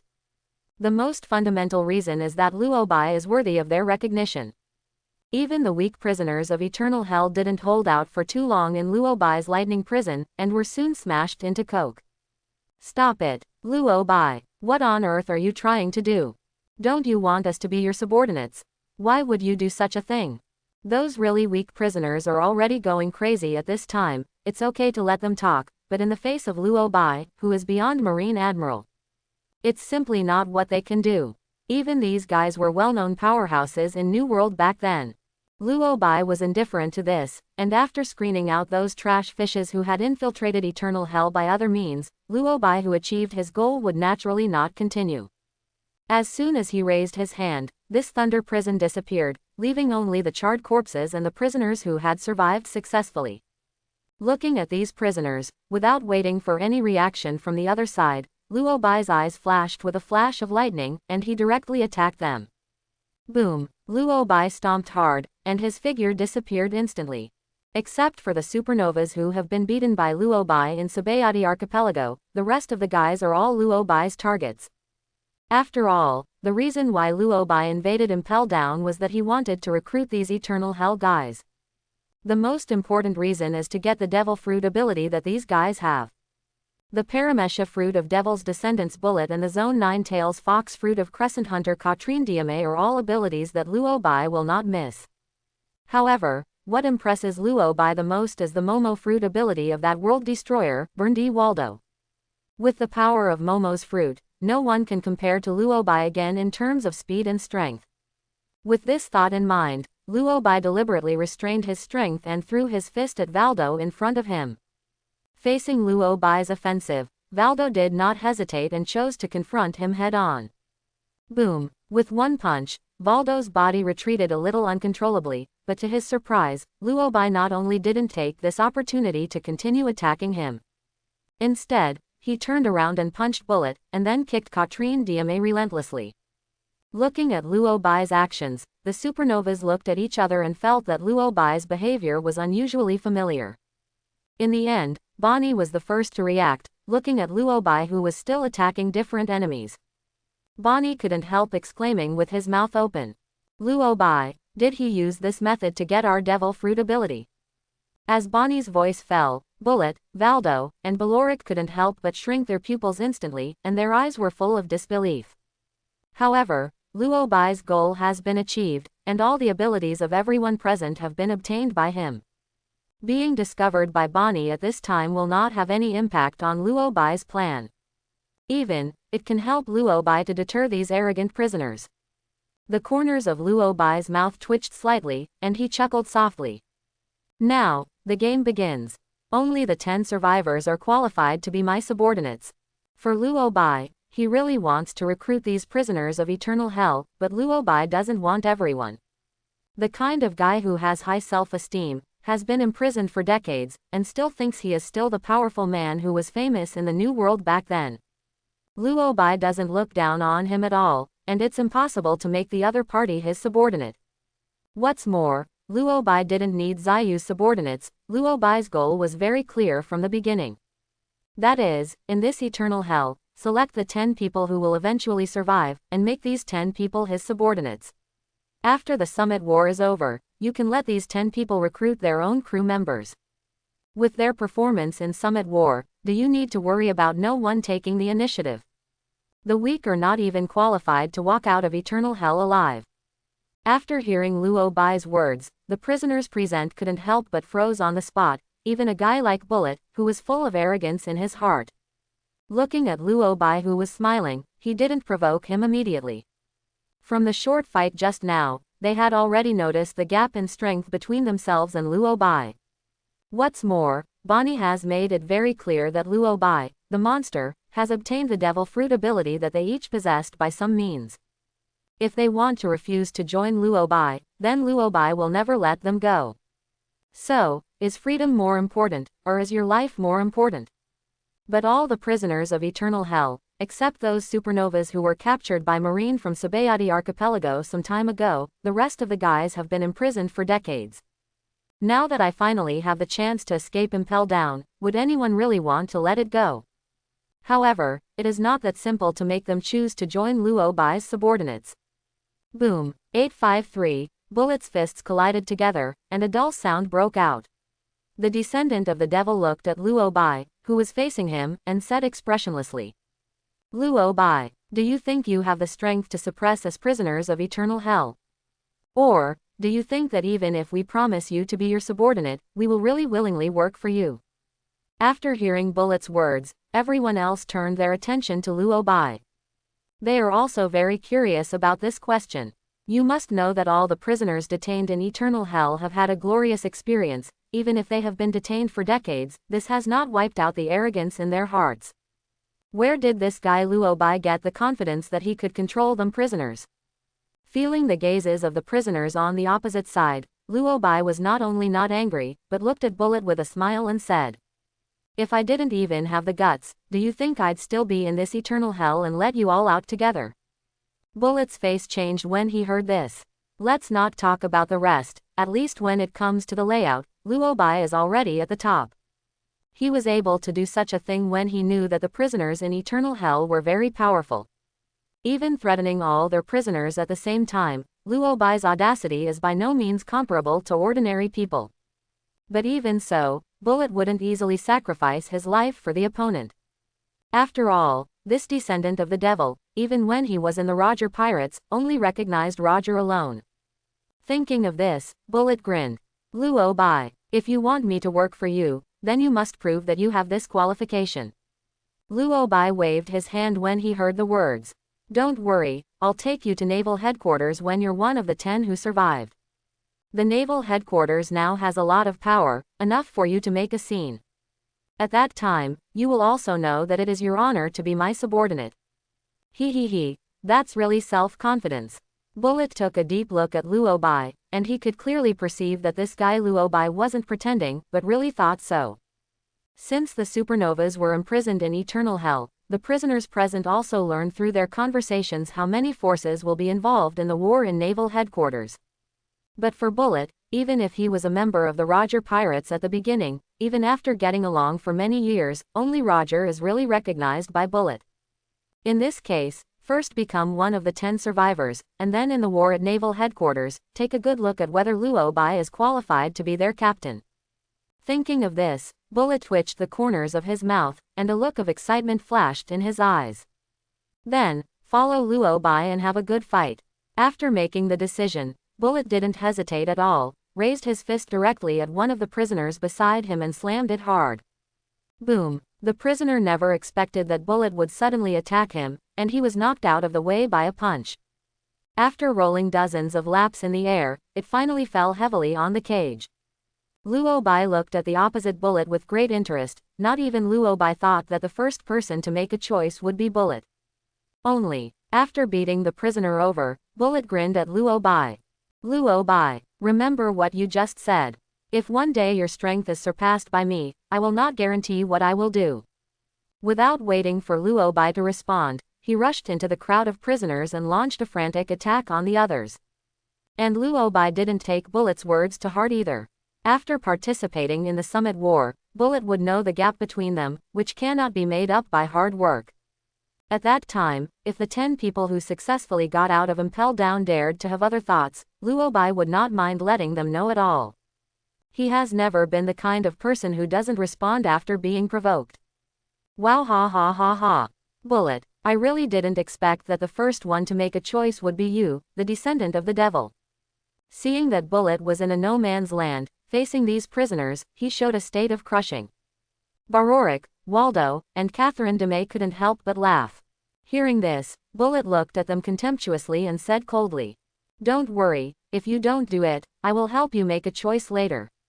Bullet's meaning is very obvious. Luo Bai's words just now are also very clear. These prisoners of eternal hell, only 10 of them left alive in the end. If these guys can't show their due strength, then Bullet doesn't mind killing everyone. After all, for Bullet, he never had the concept of a partner. Faced with this situation, Beloric, Valdo and the others no longer hesitated at all, and also moved to the other prisoners. Now, they don't plan to come to a dead end with Luo Bai. But just as Luo Bai said, if he hadn't shown enough strength in the Summit War to make their prisoners bow their heads, those arrogant guys like Bullet, Beloric, and Valdo wouldn't mind joining hands to kill Luo Bai. If Luo Bai is really powerful to an unparalleled level, what else is there to say? Wouldn't it be over to be Luo Bai's subordinate? In the world of pirates, the law of survival is the law of the jungle. But at this moment, Luo Bai suddenly said with a smile, "By the way, Jewelry Bonnie is not among those 10. Hearing this, the rest of the people looked at Luo Bai, and after seeing the hot look in Luo Bai's eyes, these guys also understood what Luo Bai meant. However, Luo Bai, as the captain, has the right to speak his mind in this matter. The strength is so strong, can't Luo Bai find a woman to enjoy?" After realizing Luo Bai's meaning, Bonnie's face showed a trace of anger, but deep down he couldn't help but breathe a sigh of relief. After all, guys like Bullet, Baloric, and Valdo are at the top of the eternal hell food chain.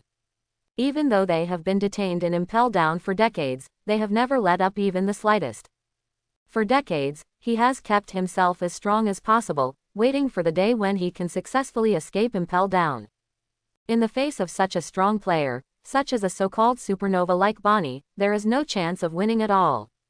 However, Bonnie didn't want to be so attached to Luo Bai, even said, "Luo Bai, are you looking down on me?" Looking at the anger on Bonnie's face, Luo Bai's expression didn't change at all, but he just said words without the slightest warmth. "You have one last chance to choose." Hearing this, Bonnie's face changed back and forth, and she could clearly perceive that Luo Bai was not joking with herself. If he refuses, then with Luo Bai's character and behavior, he won't give himself even another chance. Feeling Luo Bai's calm gaze, Bonnie finally chose to succumb to Luo Bai's pressure and walked behind Luo Bai without saying a word. And Luo Bai's extremely decisive style made Bullet, Beloric and others very satisfied. They couldn't bear that their captain was an indecisive guy. If Luo Bai is really powerful, then maybe they really wouldn't mind working for Luo Bai. It's just that Bonnie is comfortable and doesn't need to worry about whether he can become one of the 10 people who will survive. But for those other supernovas, it will be under enormous pressure. I really didn't expect that in the end I still have to face this situation. Trafalgar Law looked at the scene in front of him and couldn't help gnashing his teeth for a while, and his heart was full of unwillingness. Yes, the captain of the Heart Pirates is also imprisoned in this eternal hell. It's just that since Luo Bai arrived, Luo has minimized his presence as much as possible, trying to use this method to get away with it. In the end, he never thought that Luo Bai would have to take part in the battle of the prisoners of eternal hell by just using the number of 10 people who could survive. If I had known that this was happening now, wouldn't it have been better to simply agree to Luo Bai's solicitation at Sabayati Archipelago? Why do you have to go around such a big circle and be locked in this eternal hell for so many days? Luo sighed helplessly, looked at a prisoner who was rushing towards him, and took the initiative to meet him. Since there is no way to change, then try to adapt. Wait until you head to Naval Headquarters for a chance to escape. Bonnie looked at the prisoners who started to fight frantically, and couldn't help but feel a little nervous. Fortunately, he was selected by Luo Bai and survived. Otherwise, she really doesn't have much confidence and can guarantee that she will be one of the 10 people who will survive in this situation. Only, after hesitating to speak many times, Bonnie finally couldn't help looking at Luo Bai and asked, "Luo Bai, why did you exclude me from this fight?" Hearing this, Luo Bai turned around and looked at the big-stomached girl with a smile. What do you think, Bonnie? You don't want to die in this eternal hell, do you?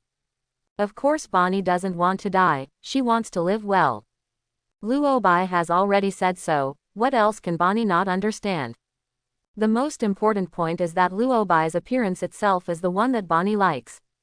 Being selected by Luobai, it is not necessarily who took advantage of it. Luobai ignored the woman's psychological activities, and walked slowly to one of the cages, looking at the figure lying quietly on the ground. Luobai said with a chuckle, "Has the dignified golden lion Shiki, one of the legendary great pirates, been reduced to this level now?" Yes, this figure is the golden lion Shiki who was defeated by the Straw Hats not long ago and was once again imprisoned by Marine in eternal hell. But this time, Golden Lion has no desire to continue to escape. Defeated by King Luffy, all the arrogance of the Golden Lion has been crushed. After all, he, the Golden Lion, was a powerhouse at the same time as Whitebeard, Roger, Garp, and Sengoku. However, it was Garp's grandson who defeated him this time. Is there anything more ironic than this situation? Because of this, even if Luobai had let all the cages open, the Golden Lion just lay quietly on the ground, like a dead man.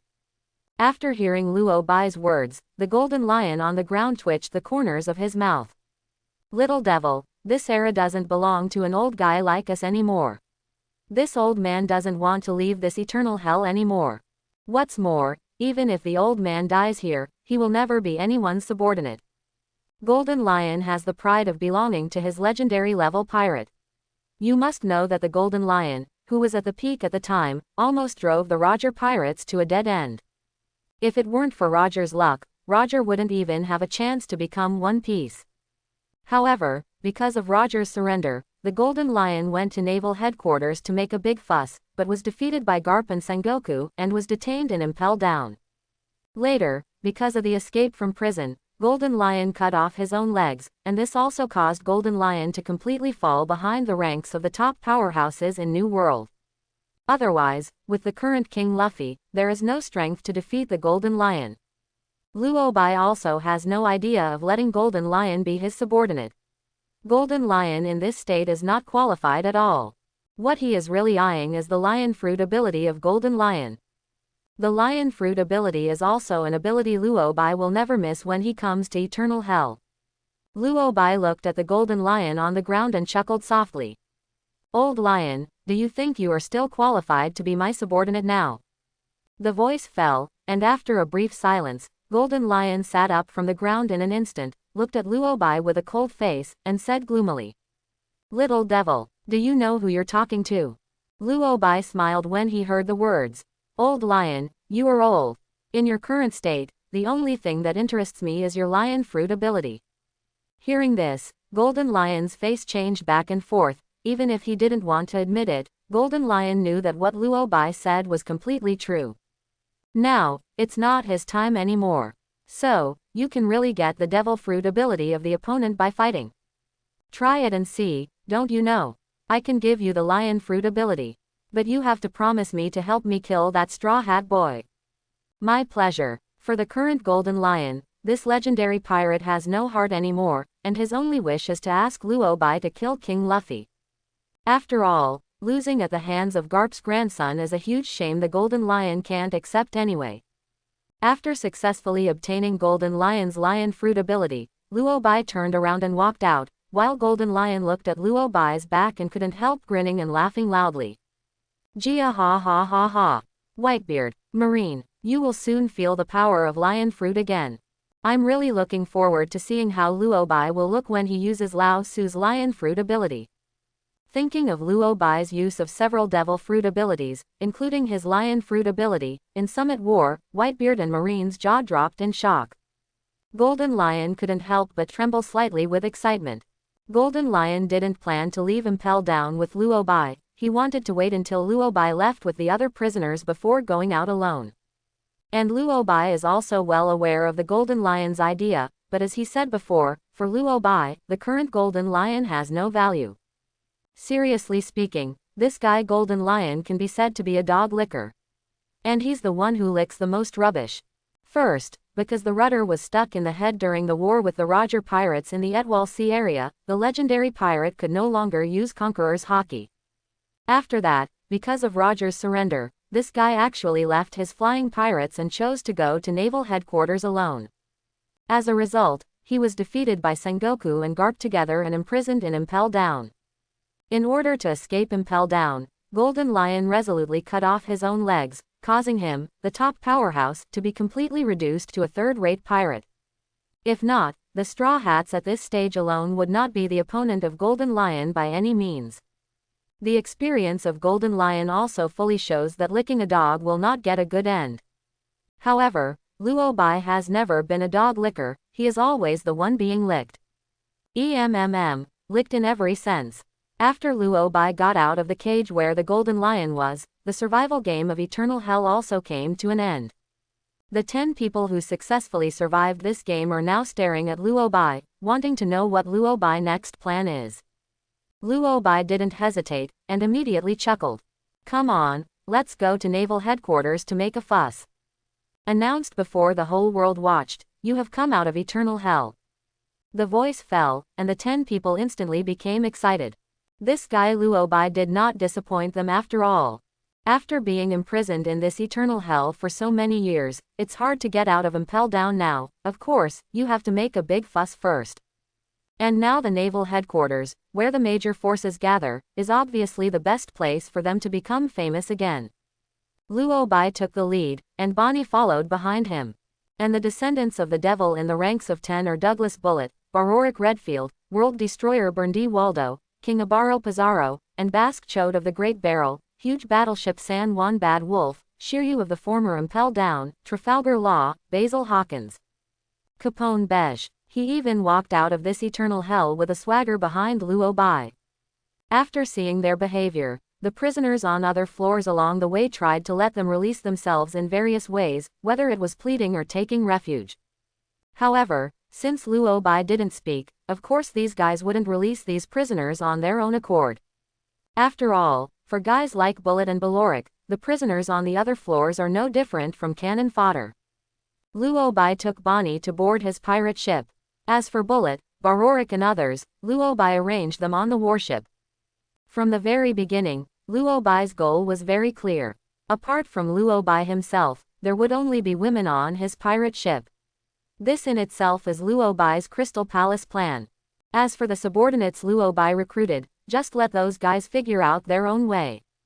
On the warship, in addition to Luo, Hawkins, and Beige, the 3 surviving supernovae, they were a little less optimistic about their behavior to the naval headquarters. The rest, whether it was Bullet and Baroric, or Waldo and others, couldn't help but start to get excited. Even, they want to arrive directly at naval headquarters the next moment to announce their return in front of the world. Luo Bai can detect the thoughts of these guys, and Luo Bai has the ability of Paramesha Door Fruit.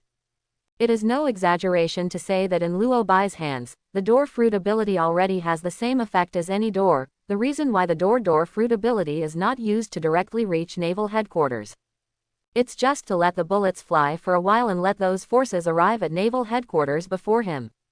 Luo Bai used the ability of the magnetic fruit to drive the ship under his feet forward, while looking at the sea in the distance, the corners of his mouth were slightly raised, and he chuckled softly. Summit War, it's getting more and more interesting. While Luo Bai took his subordinates to naval headquarters, another group of people arrived at naval headquarters and wanted to participate in this Summit War. And these people are the remnants of the Roger Pirates. Back then, Jabba, the number 3 figure of the Roger Pirates, who was holding a double axe, couldn't help laughing and teasing after looking at the figure with the broken arm above the execution platform. "Rayleigh, I haven't seen you for so many years, I didn't expect you to be so embarrassed now. If we don't come to naval headquarters, are you really going to die at the hands of Marine?" Kukaros on the side also smiled and said, "An arm was broken before the execution began. After the execution is over, the neck will be broken." Murloc Sunbell with a harpoon agreed. "Fortunately we arrived in time, otherwise, we would only have seen Rayleigh's body appearing on the execution platform." After hearing the jokes of these guys, Rayleigh on the execution platform was really worried and moved. He knew very well that the purpose of these guys coming to naval headquarters was to rescue his former partner. After all, until now Sengoku has not announced the true identity of Ace, Jabba and Kukaros, these guys. I don't even know that Fire Fist Ace, the captain of the 2nd Division of the Whitebeard Pirates, is actually the son of their captain Roger. Jabba, Kukaros, Sunbel. You guys are still involved in this war after all. Rayleigh sighed secretly, and his heart was full of helplessness and emotion. Rayleigh knew very well that it wasn't just Marine that they had to face in this war. Standing on the bow of the Moby Dick, Whitebeard turned his head to look at where Jabba and the others were, and couldn't help sighing. Jabba, Kukaros, you guys aren't dead yet. Whitebeard is no stranger to these remnants of the Roger Pirates. You must know that the Whitebeard Pirates had many wars with the Roger Pirates. But Whitebeard hasn't seen these guys since the Roger Pirates disbanded.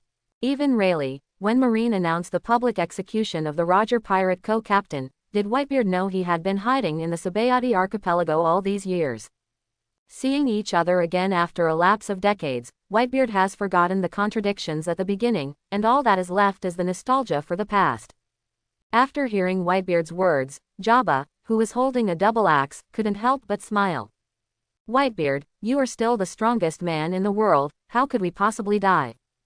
It's just a pity that Roger is no longer here, otherwise, with that guy's character and behavior, he would definitely be involved in this war. Suddenly I heard Jabba mention Roger, whether it was Whitebeard, or the remnants of the Roger Pirates such as Kukaros and Sunbel. There was a look of nostalgia in his eyes. However, after thinking about it, Whitebeard's face also became a little weird, and he said with a deep meaning. If the Roger guy was still around, there would be no war. After all, how could Ace, as Roger's son, choose to join his Whitebeard Pirates while Roger is still alive? Jabba, Kukaros and the others didn't want to understand the meaning of Whitebeard's words, but before they could ask questions, Sengoku on the execution platform began to explain their confusion. Now that the remnants of the Roger Pirates have arrived, it's time to reveal the true identity of Fire Fist Ace. Thinking of this, Sengoku turned around and looked down at Ace, holding the phone that could be amplified, and said in a deep voice.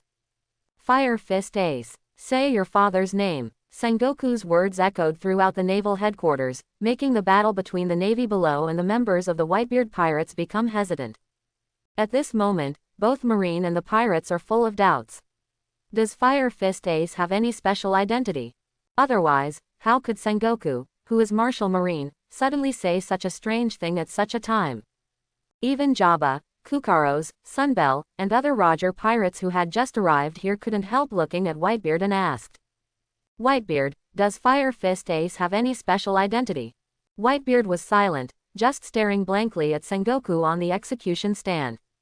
Sengoku, who announced Ace's true identity at a time like this, wanted to make Ace a target that the whole world spurned. Even if Ace can leave naval headquarters alive, the situation he has to face will definitely be extremely complicated. However, at this moment, Ace suddenly raised his head and glared at Sengoku and growled. My father's name is Whitebeard Edward Newgate. Sengoku looked at Ace calmly and shook his head. No, Whitebeard is not your father. Your father, someone else. Beads of sweat began to appear on Ace's forehead, his eyes widened and he stared at Sengoku in front of him, roaring word by word. My father is only one. That's Whitebeard. At this moment, even the slow-witted guy already realized something was wrong. If the identity of Fire Fist Ace is not special, Marine Marshal Sengoku would not have said something inexplicable at such a time. Sengoku didn't continue arguing with Ace, but after glancing at him coldly, he said to the phone bug in his hand. There's an island called Betrayal in South Blue, and your mother's name is Portgas de Rouge. This woman's actions are far beyond our common sense. For the sake of the child, Ishan kept the child in her womb for 20 months. This child is you Portgas de Ace. Portgas de Rouge, the wife of One Piece Gall de Roger. And you Portgas de Ace, your real name should be Gall de Ace. Your father, Gall de Roger. The voice fell, and the entire naval headquarters seemed to fall into an extremely eerie silence. Whether it is the navy below, or the members of the Whitebeard Pirates, or even the remnants of the Roger Pirates who have just come to naval headquarters. At this moment, they all stared blankly at the execution platform in the distance, the condescending Sengoku, and the Fire Fist Ace bound by the shackles. After a brief silence, a fierce discussion broke out below. Fire Fist Ace turned out to be the son of One Piece Roger. Roger, the pirate king who started the era of the great pirates with one hand, still has descendants living in this world. How is that possible? Portgas D. Ace, his name is Gal D. Ace. It's no wonder that after the Fire Fist Ace fell into Marine's hands, Marine would not hesitate to execute him publicly. Marine's goal is not just our Whitebeard pirates, they want to use the identity of Ace to end this era of pirates. Not to mention these sailors and the members of the Whitebeard pirates, even Jabba and Kukaros and the other remnants of the Roger pirates. All of them were almost shocked by Sengoku's words. Jabba turned his head to look at Whitebeard in a daze, and finally couldn't help but ask. Whitebeard, is what this guy Sengoku said true? Fire Fist Ace, is he really Roger's son? Whitebeard, who was standing on the bow of the Moby Dick, just nodded silently and didn't say anything more about it. And Whitebeard's actions also made Jabba and Kukaros, the remnants of the Roger pirates, instantly boil over. The nest. That guy Roger has a son. We've never heard of this news. I'm afraid it's not just us, even Rayleigh may not know. Otherwise, how could Rayleigh have not been in contact with Ace for so many years? At this moment, Jabba, Kukaros and the others were extremely glad that they came to naval headquarters. Otherwise, it would be unacceptable for the remnants of the Roger pirates to watch Ace, the son of Roger, be executed by Marine. Well, now that you know that Ace is Roger's son, what's the hesitation? Kill Marine. Save Ace. With that in mind, Jabba looked at Whitebeard and grinned.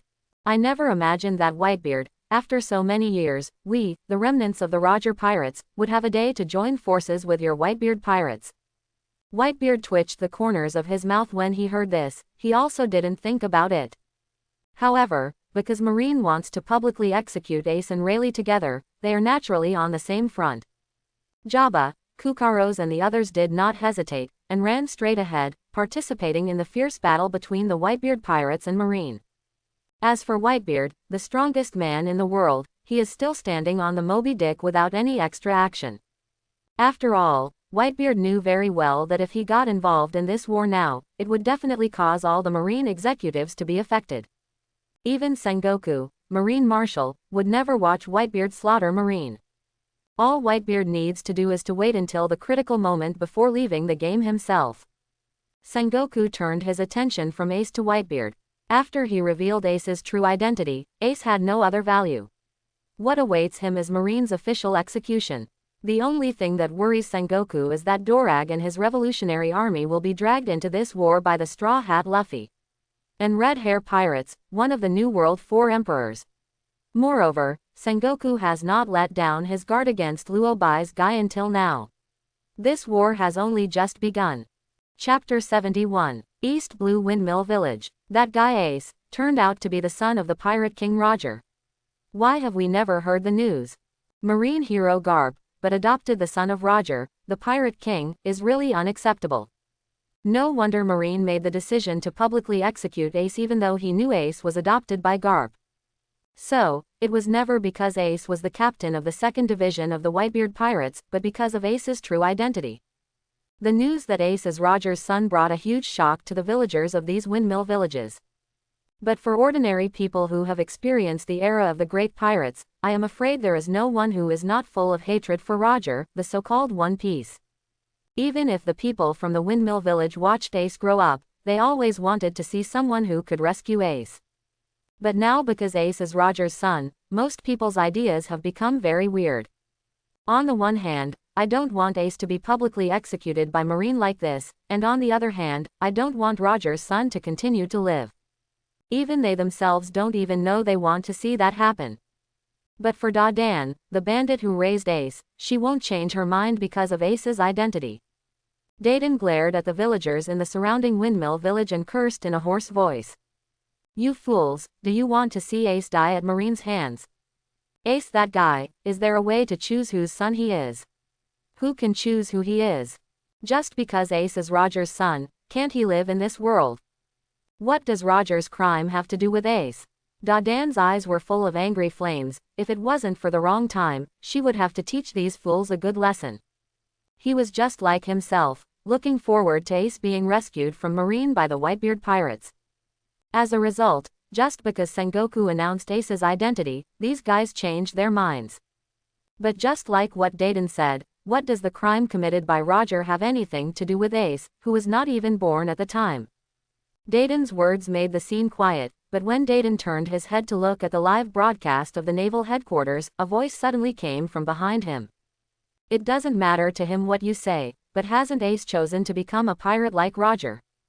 If he didn't become a pirate, it would be fine, but what's the difference between what he did and Roger? Ace does not have the right to choose who his father is, but doesn't he have the right to choose his own destiny? If he hadn't gone out to sea to become a pirate, how could this situation have happened? Quote. In the end, more and more people began to echo this view. They know very well how much prestige Garp, known as the Marine hero, has among the Marines. Also, Garp has always wanted Ace and Luffy to join Marine.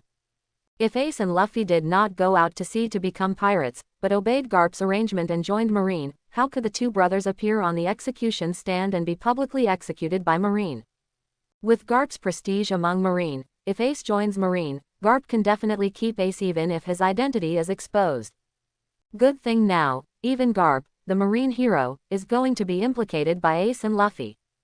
The two of them were going to be publicly executed by Marine, didn't they do it themselves? After hearing the comments of these villagers, Dayton suddenly became furious, turned his head and stared at these villagers fiercely and growled. Whoever dares to say such words, I will definitely kill them. Dayton's subordinates also glared at the villagers. They really didn't expect that because Ace's identity was revealed by Sengoku. The villagers who wanted to see Ace and Luffy rescued just now changed their minds. They even wished Ace and Luffy were killed. What's the matter with this horse riding?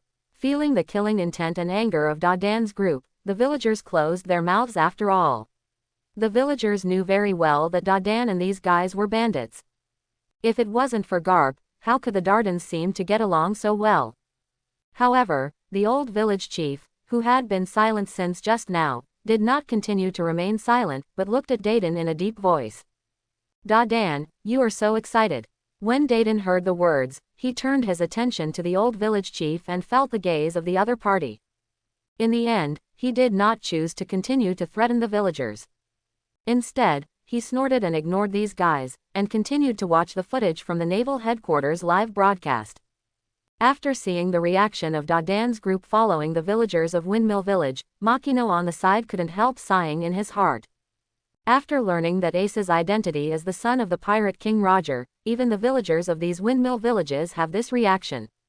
What's more, what about ordinary people who have experienced the era of the great pirates? Those people must be gnashing their teeth and hoping that Marine can kill Ace directly. I just don't know, what kind of ending will this public execution of naval headquarters turn into in the end? With this thought in mind, Makino no longer struggled too much, but concentrated on watching the live broadcast of naval headquarters in front of him. Marine will never let Fire Fist Ace. In the Palace of Alabasta, Vivi looked at the figure on the execution platform in the live broadcast in front of him, and said extremely firmly. Since Marine announced in front of the world that Fire Fist Ace is the son of Roger, the Pirate King, he will definitely kill Fire Fist Ace no matter what the price is. Otherwise, Marine will be cast aside by the whole world. And if you can kill Fire Fist Ace, and destroy the Whitebeard pirates and the remnants of the Roger pirates, that will definitely give Marine an unprecedented reputation. People all over the world will be so supportive of Marine. Vivi's tone was extremely positive, showing her absolute confidence in her guesses. Cobra couldn't help feeling gratified after feeling the momentum that Vivi unwittingly revealed. But after thinking that Vivi said that he would leave Alabasta and go to New World to follow Luobai, Cobra couldn't help but feel a little heartache and couldn't breathe. After noticing Vivi's suspicious gaze, Cobra coughed dryly. I think so too. I am afraid that when Luobai handed the Fire Fist Ace to Marine, Marine had already thought of this situation. And, you must be fully prepared for this. Vivi nodded in agreement. However, neither the pirates nor the Marines have shown their full power yet. The arrival of the remnants of the Whitebeard pirates and Roger pirates is only for the sake of Fire Fist Ace and Pluton Rayleigh.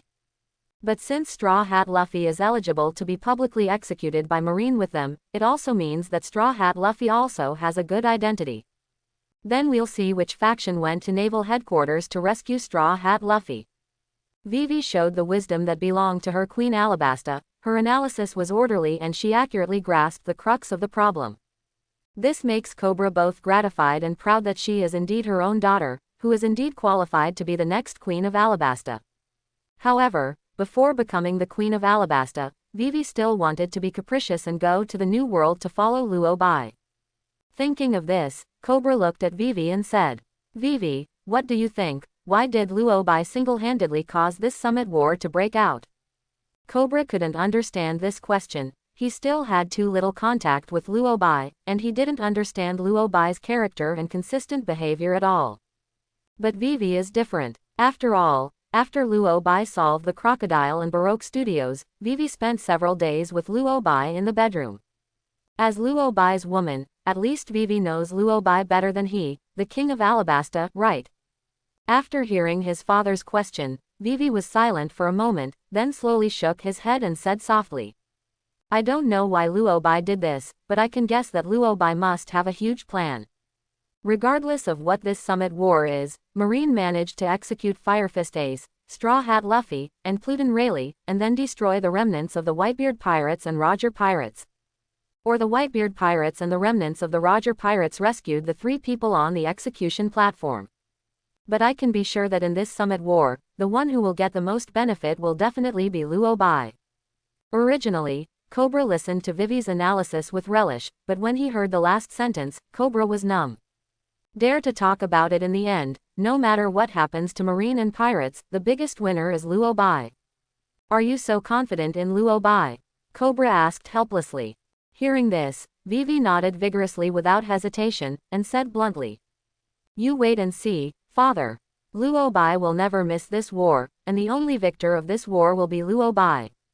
Without waiting for Cobra to respond, Vivi turned his gaze directly back to the live broadcast from Naval Headquarters. The Princess of Alabasta, when Luo Bai killed Crocodile lightly and rescued Alabasta from the crisis of destruction. "I already have full confidence in Luo Bai. Even in the face of terrorist forces like Marine and the Whitebeard Pirates, Vivi doesn't think Luo Bai will fail." Thief, ha ha ha ha. That guy Sengoku finally revealed Ace's true identity. On a galloping warship, Blackbeard Teach couldn't help laughing while watching the live broadcast in front of him. Originally, according to his idea, after handing Ace to Marine, he would reveal Ace's identity to Marine by the way, and then rely on Ace to obtain the identity of 7 warlords of the sea. Although because of Luo Bai's appearance, his plan was interrupted. However, in Teach's view, because he revealed Ace's identity in front of Luo Bai at the time, Luo Bai made the same choice as himself. Now that Sengoku announces in front of the world that Ace is the son of Roger, Teach can guess that the whole world will be shaken by this news.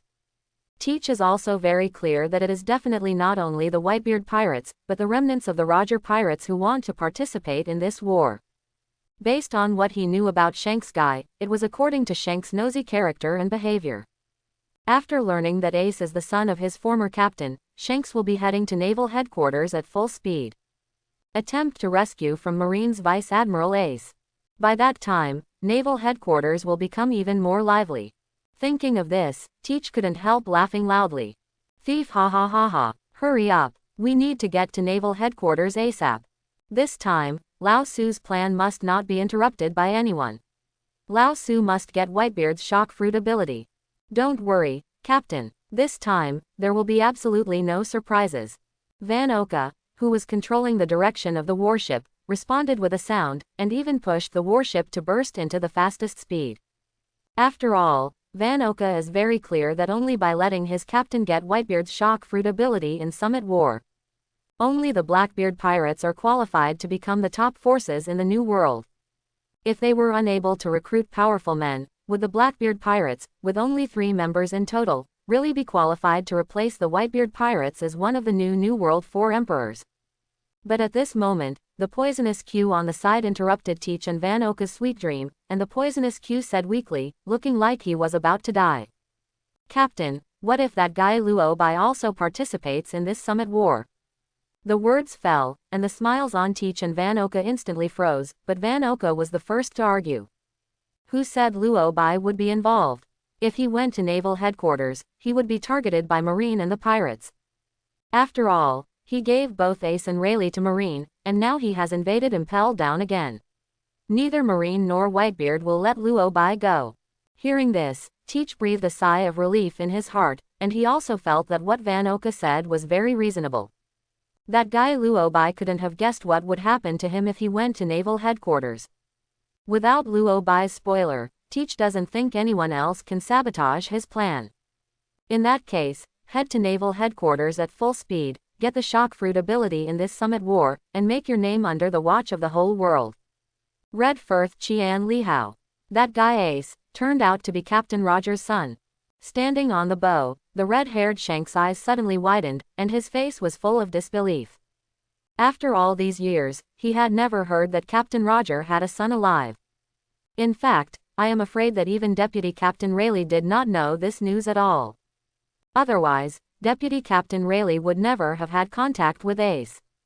Originally, Shanks and his red hair pirates would not miss this war, but now the exposure of Ace's identity gives Shanks another reason to go. Originally Shanks' goal was only to rescue Rayleigh and Luffy, and Ace was just incidental.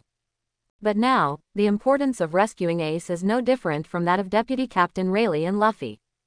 Beckman, who was beside him with a cigarette in his mouth, asked, "What should we do?" Shanks didn't hesitate, when even shouted loudly, "Full speed ahead. Get to naval headquarters in the shortest time possible." "Yes, Captain." The Red Force, which is not slow at first, but definitely not fast, after receiving the order from Shanks, broke out at an extremely fast speed and started to move forward at full speed. Just when Shanks looked at Beckman and wanted to say something, Beckman suddenly raised his hand to interrupt, frowning. Daoji. Another faction has arrived at naval headquarters.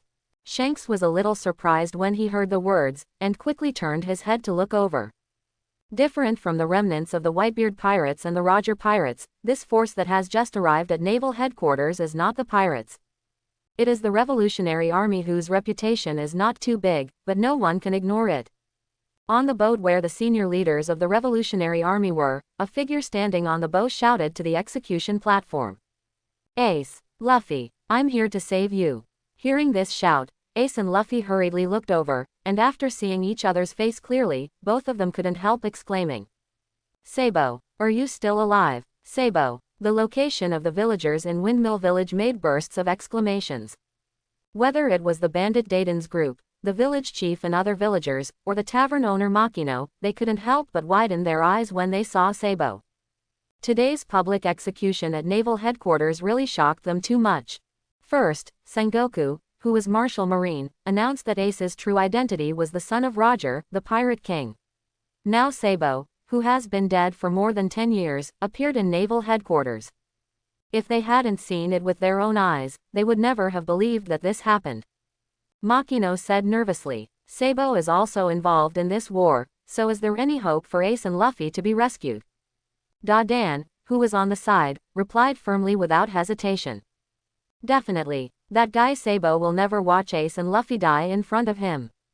Even the villagers who didn't want to see Ace rescued could not deny what Dayton said. After all the villagers of Windmill Village are very aware of how deep the affection the three brothers have.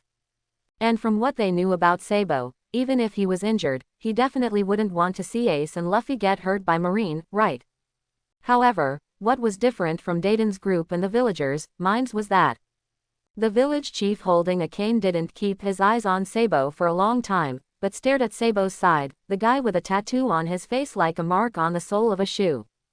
Looking at that familiar and unfamiliar face, the village elder couldn't help but sigh inwardly. "Dorag, you are still heading to naval headquarters after all. One Ace and one Luffy aren't enough. Don't even you, your own son, Dorag, stand against that guy Garp." When the villagers of Windmill Village were shocked by the appearance of Sabo, Ace and Luffy, who were on the execution platform, almost rolled their eyes when they saw the figure of Sabo standing on the bow. Luffy couldn't help but asked in a daze, "Ace, am I right? That guy, is it really Sabo? Is Sabo really alive?" Ace was no better than Luffy. His face was also full of shock and puzzlement, but more of a surprise. Can't be wrong. I saw that too. That guy is Sabo, our brother. It's not that Ace and Luffy can't believe it, but because in their hearts, Sabo has been dead for more than 10 years, and now suddenly appearing in front of them, these two guys can't accept it for a while. After hearing Ace's affirmative answer, Luffy instantly became excited. If it wasn't for the shackles, I'm afraid this guy would have used his devil fruit ability to stretch his arms to grab Sabo. Great, Sabo is not dead, but why hasn't he come to see us for so many years? Ace heard the words and shook his head. I don't know, it must have been an accident. If it wasn't for the news that we were going to be publicly executed, the whole world would probably still not be able to see Sabo. Ace and Luffy were so excited that they didn't know how to express their feelings for a while. The brothers who had been dead for more than 10 years suddenly appeared in front of them, which filled their hearts with joy.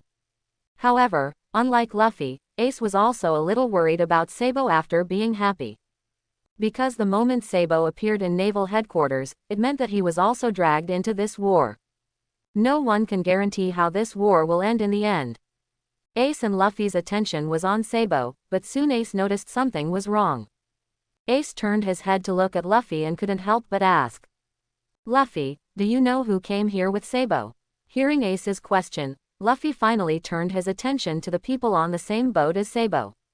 It's just that for a brainless guy like Luffy, recognizing people is entirely based on characteristics, let alone these people who have never met before.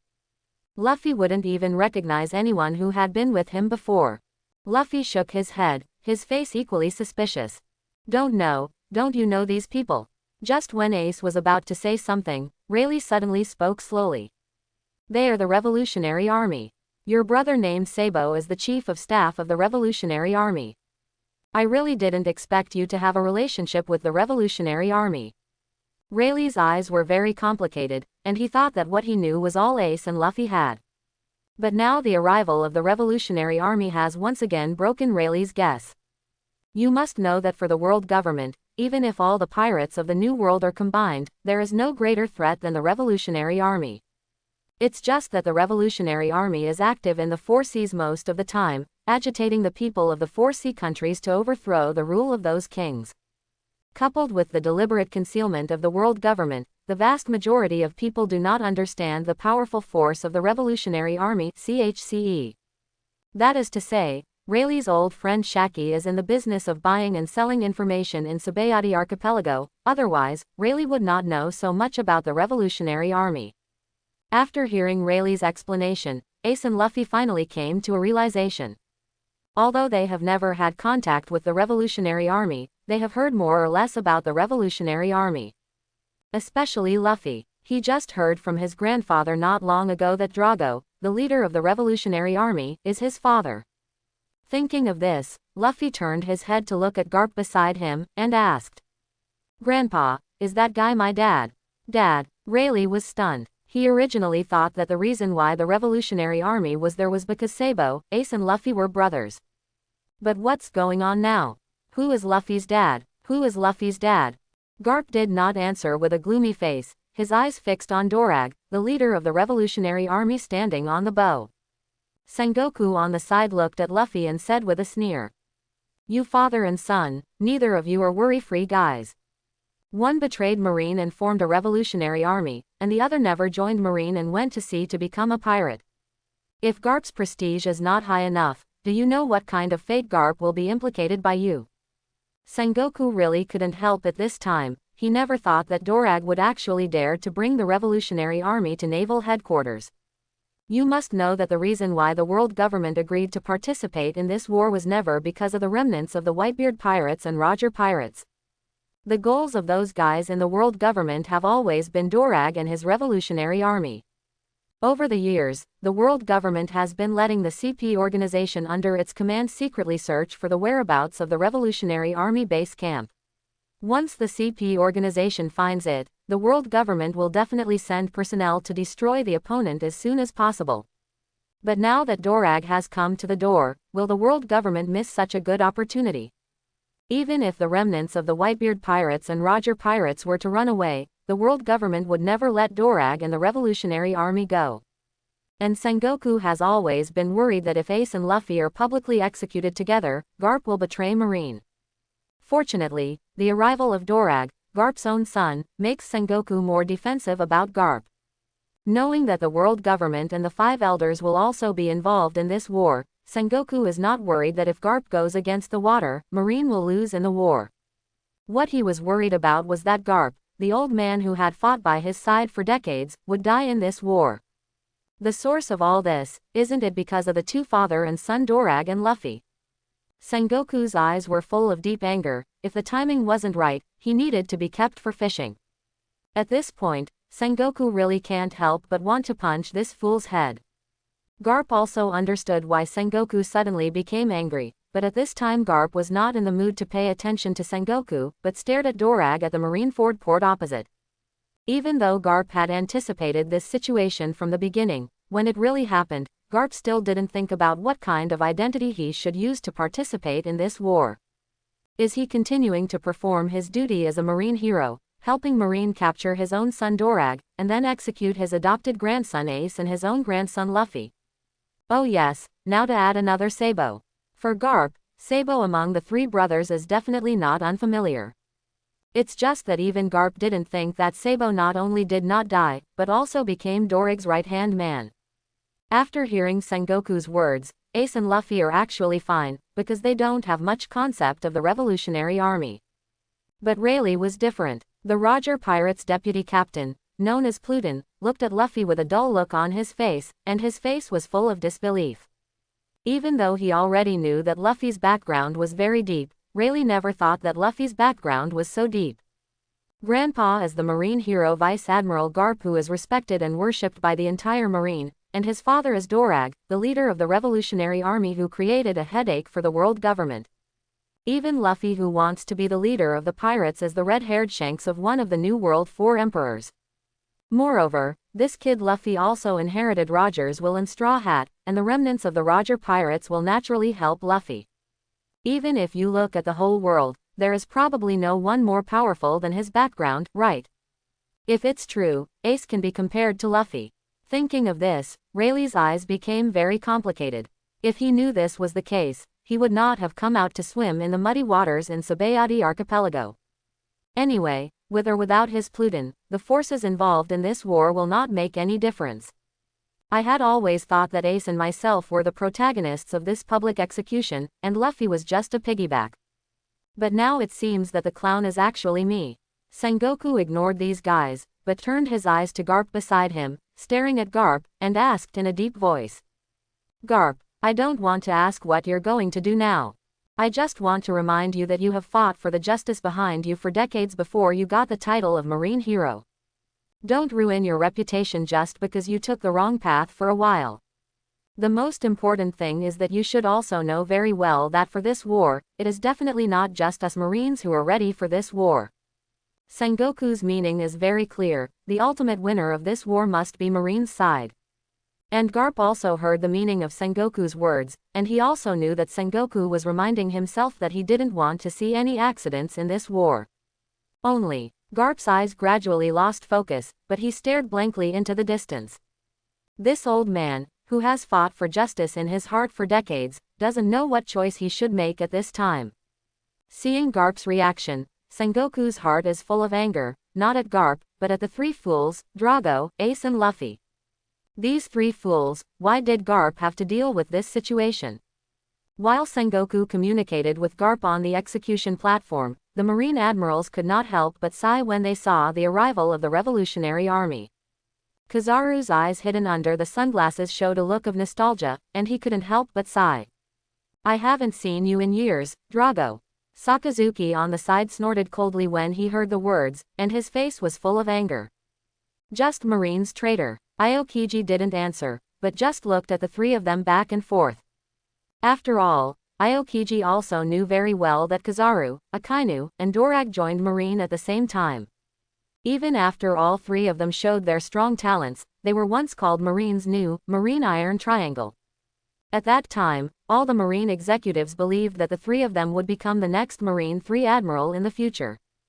But no one could have imagined that in the end, Drago would break away from Marine and form a revolutionary army. If Dorag hadn't left Marine, the current Marine's 3 Admiral, but he didn't have Aokiji's share. As for Akainu's attitude, with his character and consistent behavior, this is also a matter of course. Aokiji turned his head and glanced at his idol, Garp Vice Admiral, who was standing on the execution stand. Faced with this situation, what decision will Garp Vice Admiral make in the end? Aokiji shook his head slightly and said, "Leave those remnants of the Roger pirates to me."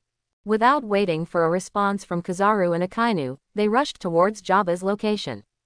As the number 3 figure of the Roger pirates, although decades have passed, Jabba, a remnant of the old era, is also no longer at the peak. But the average Marine is still not qualified to be his opponent. If you don't want Marine to suffer too many casualties, then of course the Marine 3 Admiral can't continue to watch on the sidelines. After all, according to their Marine's previous speculation, there is still a Red Hair Pirates, one of the New World 4 Emperor's regiment, that has not yet arrived at naval headquarters. Before the Red Hair Pirates arrive, they need to take out as many enemies as possible. Aokiji has already picked his opponent, so of course Kizaru and Akainu will not waste time.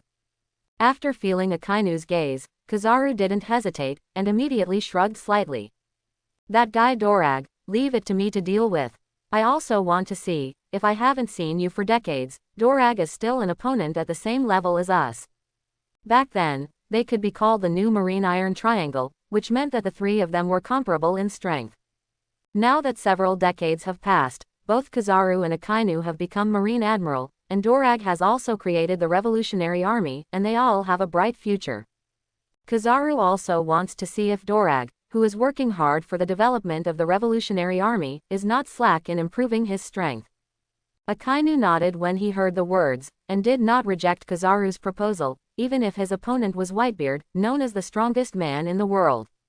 For Akainu, as long as the opponent is a pirate, he must die. Thinking of this, Akainu ran straight towards where Whitebeard was standing on the bow of the Moby Dick.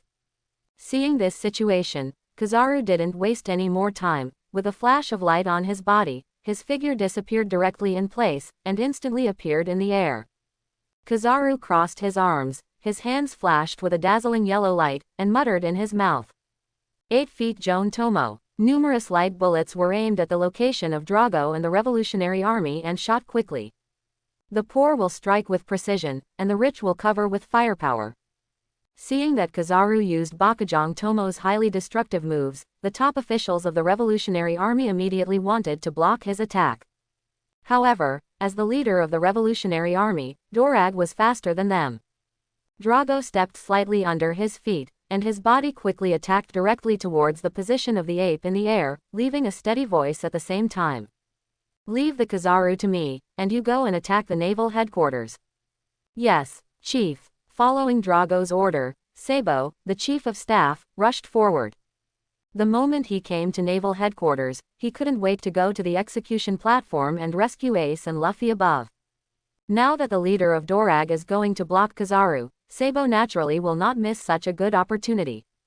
After seeing Sabo's actions, the other senior leaders of the Revolutionary Army did not hesitate too much, and they also led the members of the Revolutionary Army to charge the Marine headquarters in front.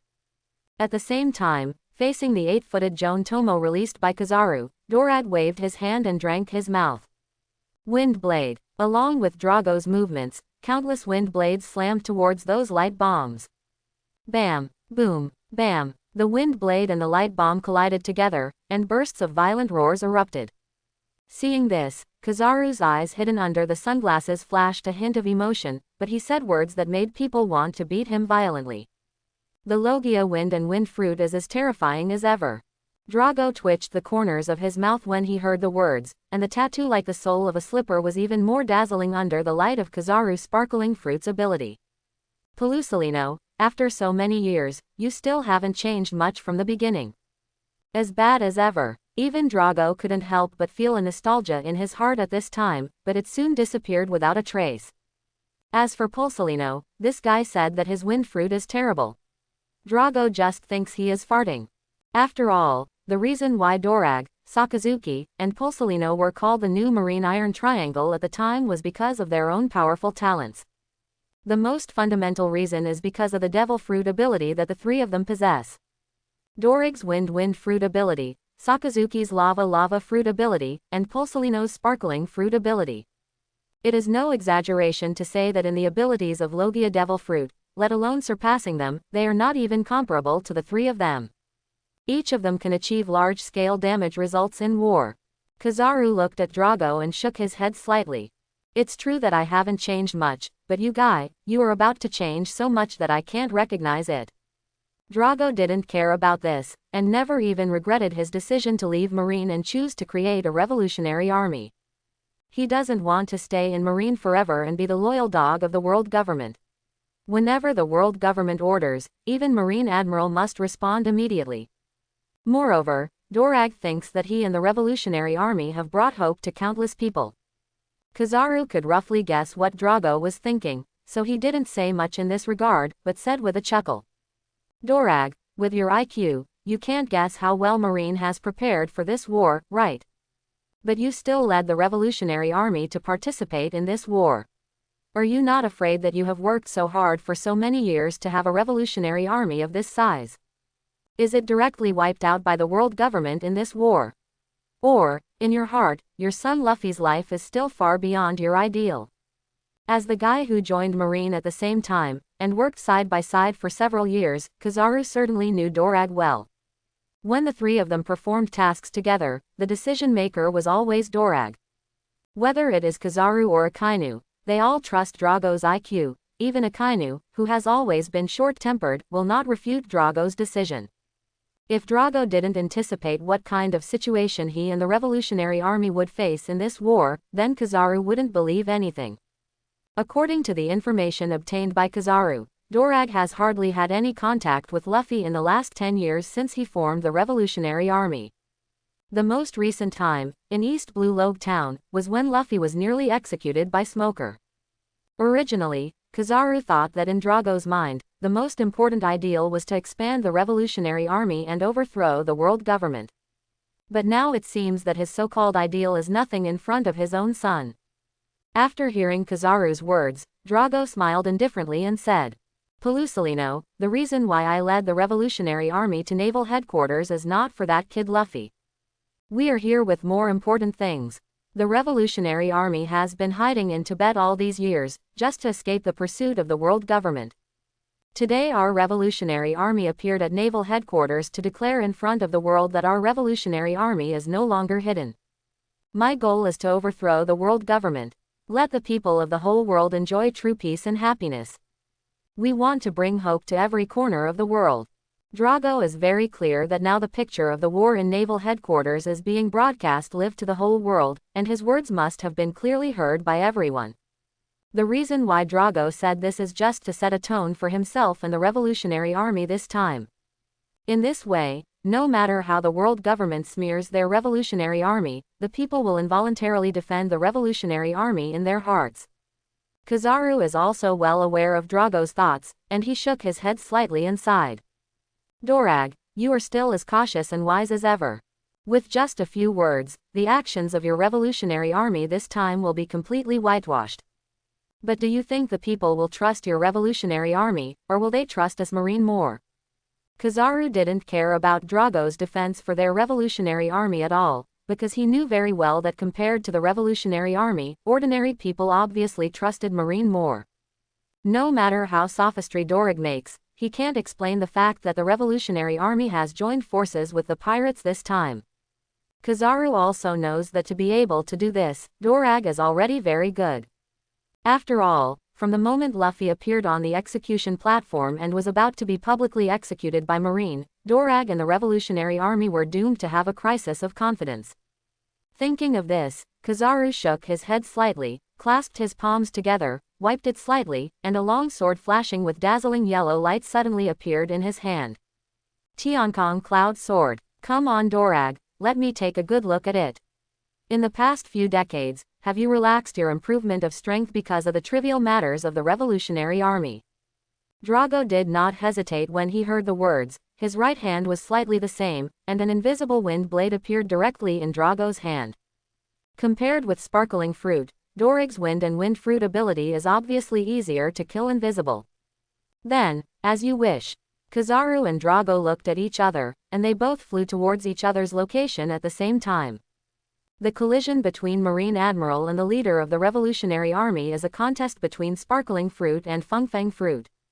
Boom! Kizaru's Tiankong Cloud Sword collided with the wind blade in Drago's hand, and a violent roar erupted. At the same time, an incomparably terrifying wave centered on the location of the two of them quickly swept away in all directions.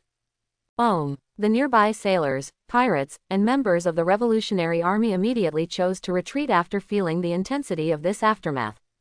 This level of battle, even the aftermath of the battle, is simply not something that ordinary people can resist. At the same time as the battle between Kizaru and Dorag broke out, Aokiji also appeared in front of the remnants of the Roger pirates. Aokiji waved to the Marine's rear admiral behind him. "Leave it to me here, you go to the others, and make sure that Marine's casualties in this war are minimized."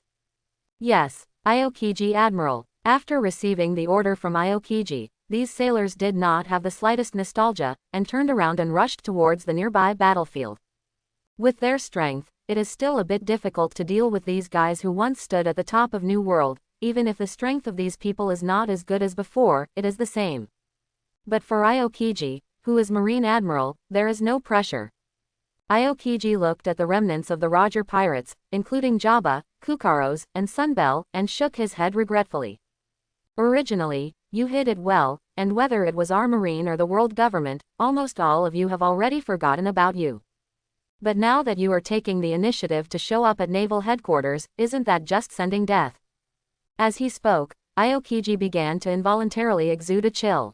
The next moment, 3 tridents condensed from solid ice appeared in front of Aokiji, with sharp rays of light shining on the tip of the halberd.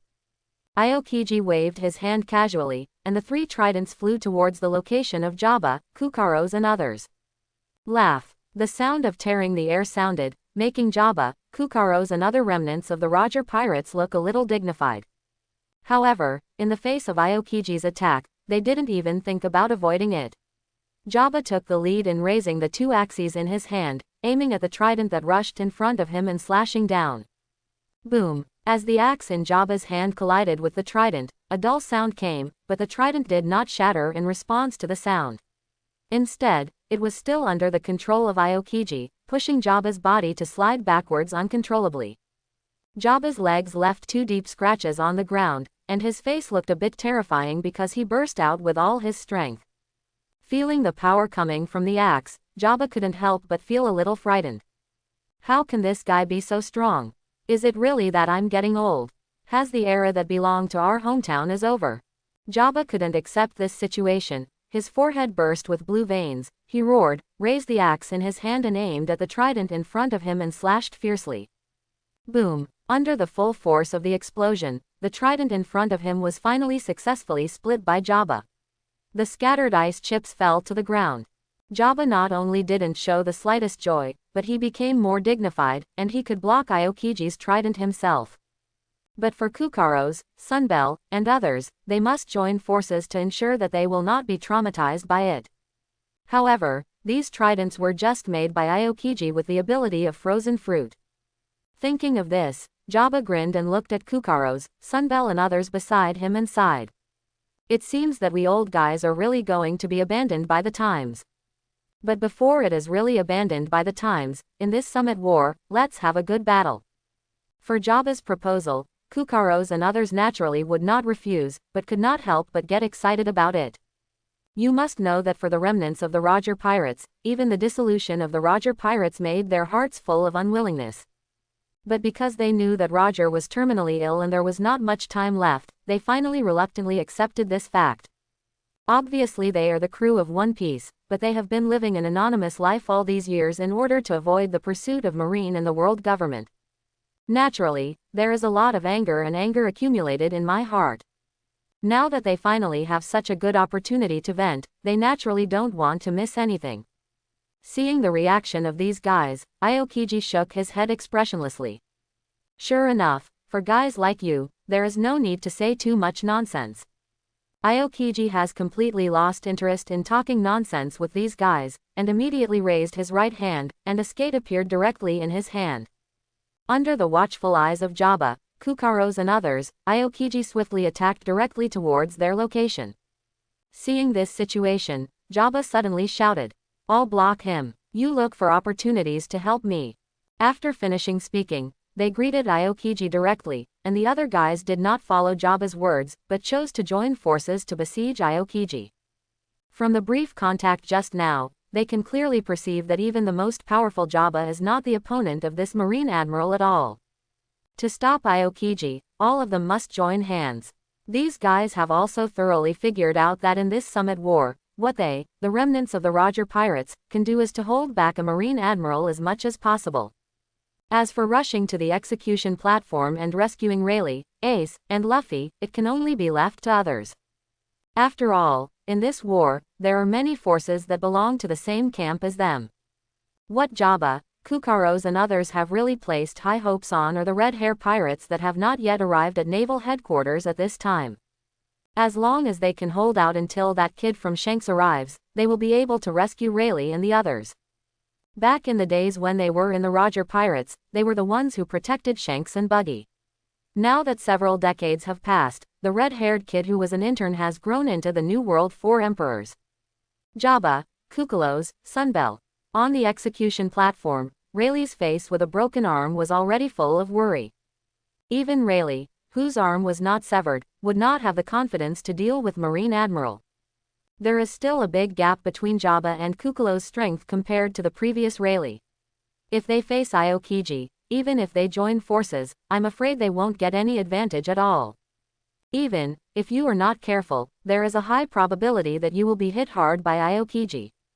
Rayleigh didn't want to see it anyway. These old guys who hadn't seen each other for decades were killed by Marine the first time they met. But Rayleigh had no way to do this, and was bound to this execution platform by the shackles. Especially the two guys, Sengoku and Garp, who are standing on both sides to guard them.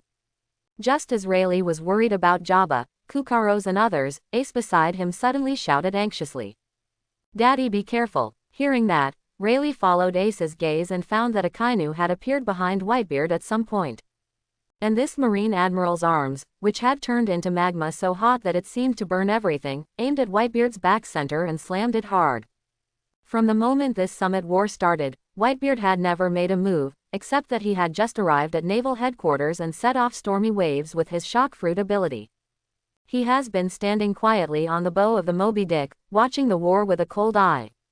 Except that it was because Marco, Joes and the others knew that their father's body was not as good as before, so they tried their best not to let Whitebeard participate in this war. Prevent Whitebeard from being targeted by Marine and cause the world's strongest man to have an accident. The most fundamental reason is because Whitebeard knows very well that if he ends up in person, it will definitely lead to a full-scale opening of the war. Even old guys like Sengoku and Garp will never continue to stay on the execution platform. If possible, Whitebeard certainly hopes to rescue Ace and his younger brother Luffy just by relying on Marco, Joes and others. However, the reality is clearly not going according to Whitebeard's ideas. For Whitebeard, Akainu's actions certainly won't hide from him, the strongest man in the world. Whitebeard turned around abruptly, raised the supremely fast knife Kong Yunchi in his hand, and slashed at Akainu who had already rushed in front of him. Boom! With the collision between Kong Yunchi and Akainu's magma fist, there was a violent roar that resounded through the sky. The magma cut off by Whitebeard splashed everywhere, falling on the ice and on the ship, but it didn't make the magma go out. Instead, it burned wildly. Seeing this, Whitebeard grinned and smiled contemptuously. "Magma kid, this kind of strength is not enough to tickle me." As soon as the words fell, Whitebeard waved the cloud cut, aimed at Akainu's body and slashed fiercely. Laugh. Clouds cut through Akainu's body, causing the Marine Admiral's body to be cut in half. But what made Whitebeard annoyed was that, 857, Akainu not only was not hurt in the slightest, but the Moby Dick under his feet started to burn because of the magma that his body was cut into. Even before Whitebeard came to naval headquarters to start this Summit War, he had already prepared for the worst, and he had prepared himself that he might die here. But Whitebeard didn't want his sons to be buried with him. Marco and Joes, as well as the other members of the Whitebeard pirates, will still need the Moby Dick to leave the naval headquarters after they have successfully rescued Ace. Whitebeard will never allow Akainu to destroy the Moby Dick. Thinking of this, watching Akainu gradually condensing into its original shape under the gathering of magma, an invisible force emerged from Whitebeard's fist, and he raised his fist and smashed it towards Akainu's location. Even though the fist didn't touch Akainu at all, there was a sound like glass shattering on the way. Crack. With the sound of this sound, Akainu's body seemed to be twisted a little, and the terrifying power of shock fruit made Akainu's body fly out uncontrollably. After rolling dozens of times in the air, he finally fell heavily on the ice layer frozen by Aokiji below. The surrounding members of the Whitebeard pirates saw Akainu who had smashed an ice pit, and even their eyes lit up. They wanted to take this opportunity to try if they could kill the Marine Admiral. After all, looking at the scene just now, this guy has no resistance at all in front of his father. However, before the weapons of these Whitebeard pirates came to Akainu, a magma that was so hot that the surrounding air became a little distorted, hit their location at a rapid rate. Boom! Several dull voices sounded, and the fist-shaped magma slammed into these guys. A shrill cry resounded in the sky, and the members of the Whitebeard pirates, whose bodies were burning with flames, began to fall to the ground and roll frantically, trying to use this method to extinguish the lava on their bodies. It's just a pity that this way only speeds up their death. After all, if Akainu's lava fruit ability could be eliminated so easily, then the lava fruit ability wouldn't be in the forefront of Logia's ability. Under the burning of the flames, the members of the Whitebeard pirates soon lost all signs of life, and were burned into jet black coke by the magma. In their eyes, there is no resistance in front of their own father. They can easily get rid of Akainu. Standing up from the ice pit, they can't see the slightest embarrassment. Whitebeard's attack just now did not cause any damage to Akainu at all. At most, it just makes his Marine Admiral look a little embarrassed. Akainu raised his head and looked at Whitebeard on the bow of the Moby Dick, disdainfully. Whitebeard, if that's what you're capable of, then you can die too. The so-called strongest man in the world is just a joke. Akainu's extremely arrogant words immediately caused the surrounding members of the Whitebeard pirates to be filled with righteous indignation, and they all clamored to kill him, the Marine Admiral. However, they also saw clearly the tragic end of the guys who had attacked Akainu without authorization, and they did not dare to attack Akainu for a while. This time, Whitebeard did not continue to stand idly by, but with a slight step on his feet, he jumped directly towards Akainu's position. Boom! Whitebeard, who landed firmly opposite Akainu, waved his hand casually. You go save your brother Ace. This arrogant magma kid, let me deal with it. Yes, Daddy. My father has already spoken in person, and of course these guys will not continue to waste time. What's more, they don't have enough confidence to face Akainu, the famous Marine Admiral. Seeing this situation, Akainu laughed. Whitebeard. Your statement that all the members of the Whitebeard pirates are your sons is really ridiculous now. To exchange the lives of so many people for a Fire Fist Ace, isn't it because you are most optimistic about Fire Fist Ace and want to make him the new One Piece? The voice fell, and the entire naval headquarters suddenly fell into an extremely strange silence. Even the fighting between the members of the Whitebeard pirates and Marines seemed to have stagnated, and everyone was looking at Whitebeard out of the corner of the eye, wondering how he would explain this issue. You must know that even though this war has only just begun, the Whitebeard pirates have already suffered a lot of casualties. If it continues like this, even if they can really rescue Ace, countless people will die in this war. Who can guarantee that he will be the lucky one who survived? Whitebeard stared coldly at Akainu in front of him, his eyes full of anger and murderous intent. The magma kid, he still wants to use this method to provoke the relationship between Lao Su and my sons. You don't really think that this method will work, do you? Anyone who comes to naval headquarters is the one who volunteered to participate in this war. Lao Su is not exchanging the lives of the rest of his sons for Ace's safety. It's them boys who volunteered to come here to save their brothers. After hearing Whitebeard's words, the members of the Whitebeard pirates instantly woke up. Dad is right, I'm here to save Ace. The relationship between our brothers is not something you Marine Admiral can understand. You Marines are the top irons, you know that there will be huge casualties in this war, but you still have to publicly execute Ace. Don't a Marine Admiral like you care about the sacrifices of ordinary sailors at all? Akainu's heart was full of annoyance upon hearing this. Originally, I wanted to use this method to divide Whitebeard and his crew, but I didn't expect that not only did it not work, but the other party used the same method to counter it. But Akainu didn't care. Before the war started, Marshal Sengoku had already informed everyone about the situation they might face. But all the sailors at naval headquarters have already prepared for this. Just like what the Whitebeard pirates said, Marine couldn't understand their feelings that all the Whitebeard pirates were family members. These pirates are absolutely incomprehensible. Marine can be willing to sacrifice for justice. At this moment, Whitebeard raised Kong Yunchi and pulled a knife in his hand, grinning and looking at Akainu who was facing him in disdain. Don't talk nonsense, magma brat. You can't make Lao Su's sons be distracted just by your means. After saying this, without waiting for Akainu to respond, Whitebeard immediately rushed towards Akainu's location with Kong Yuntang in his hands. In the blink of an eye, he rushed in front of Akainu, raised the supremely sharp sword in his hand, aimed it at Akainu's head and chopped it down. Even if Akainu disdained Whitebeard again, when he really faced the strongest man in the world, Akainu still didn't dare to take it lightly. Facing Whitebeard's attack, Akainu did not hesitate at all, raising his fist, which once again turned into lava, and kept pounding at Whitebeard. Boom, boom, boom. Whitebeard lightly used the cloud cut to cut open or slash the magma fist that Akainu swung to the side, and his foot movements did not stop at all, and kept approaching Akainu. Seeing this situation, Akainu's eyes flashed a ray of light, while Whitebeard resisted the magma fist he swung. The entire left arm suddenly turned into lava, and under the control of Akainu, the arm condensed into the shape of a dog's head, and quickly attacked Whitebeard's position. The dog bites the red lotus. The magma dog opened its mouth wide and made a bite, and the target was Whitebeard's head. Whitebeard smiled contemptuously. I told you a long time ago, just relying on this kind of method will have no effect in front of Lao Su. In the face of Akainu's dog biting the red lotus, Whitebeard didn't mean to dodge at all, instead he raised his right fist and put on his iconic stance. An invisible force emerged from the right fist, aiming at the dog's head that rushed in front of him and slammed it down. Crack, boom. Under the terrifying power of shock fruit, Akainu's dog bite red lotus suddenly became twisted, the lava splashed around, and made a sizzling sound after falling on the ice layer under his feet.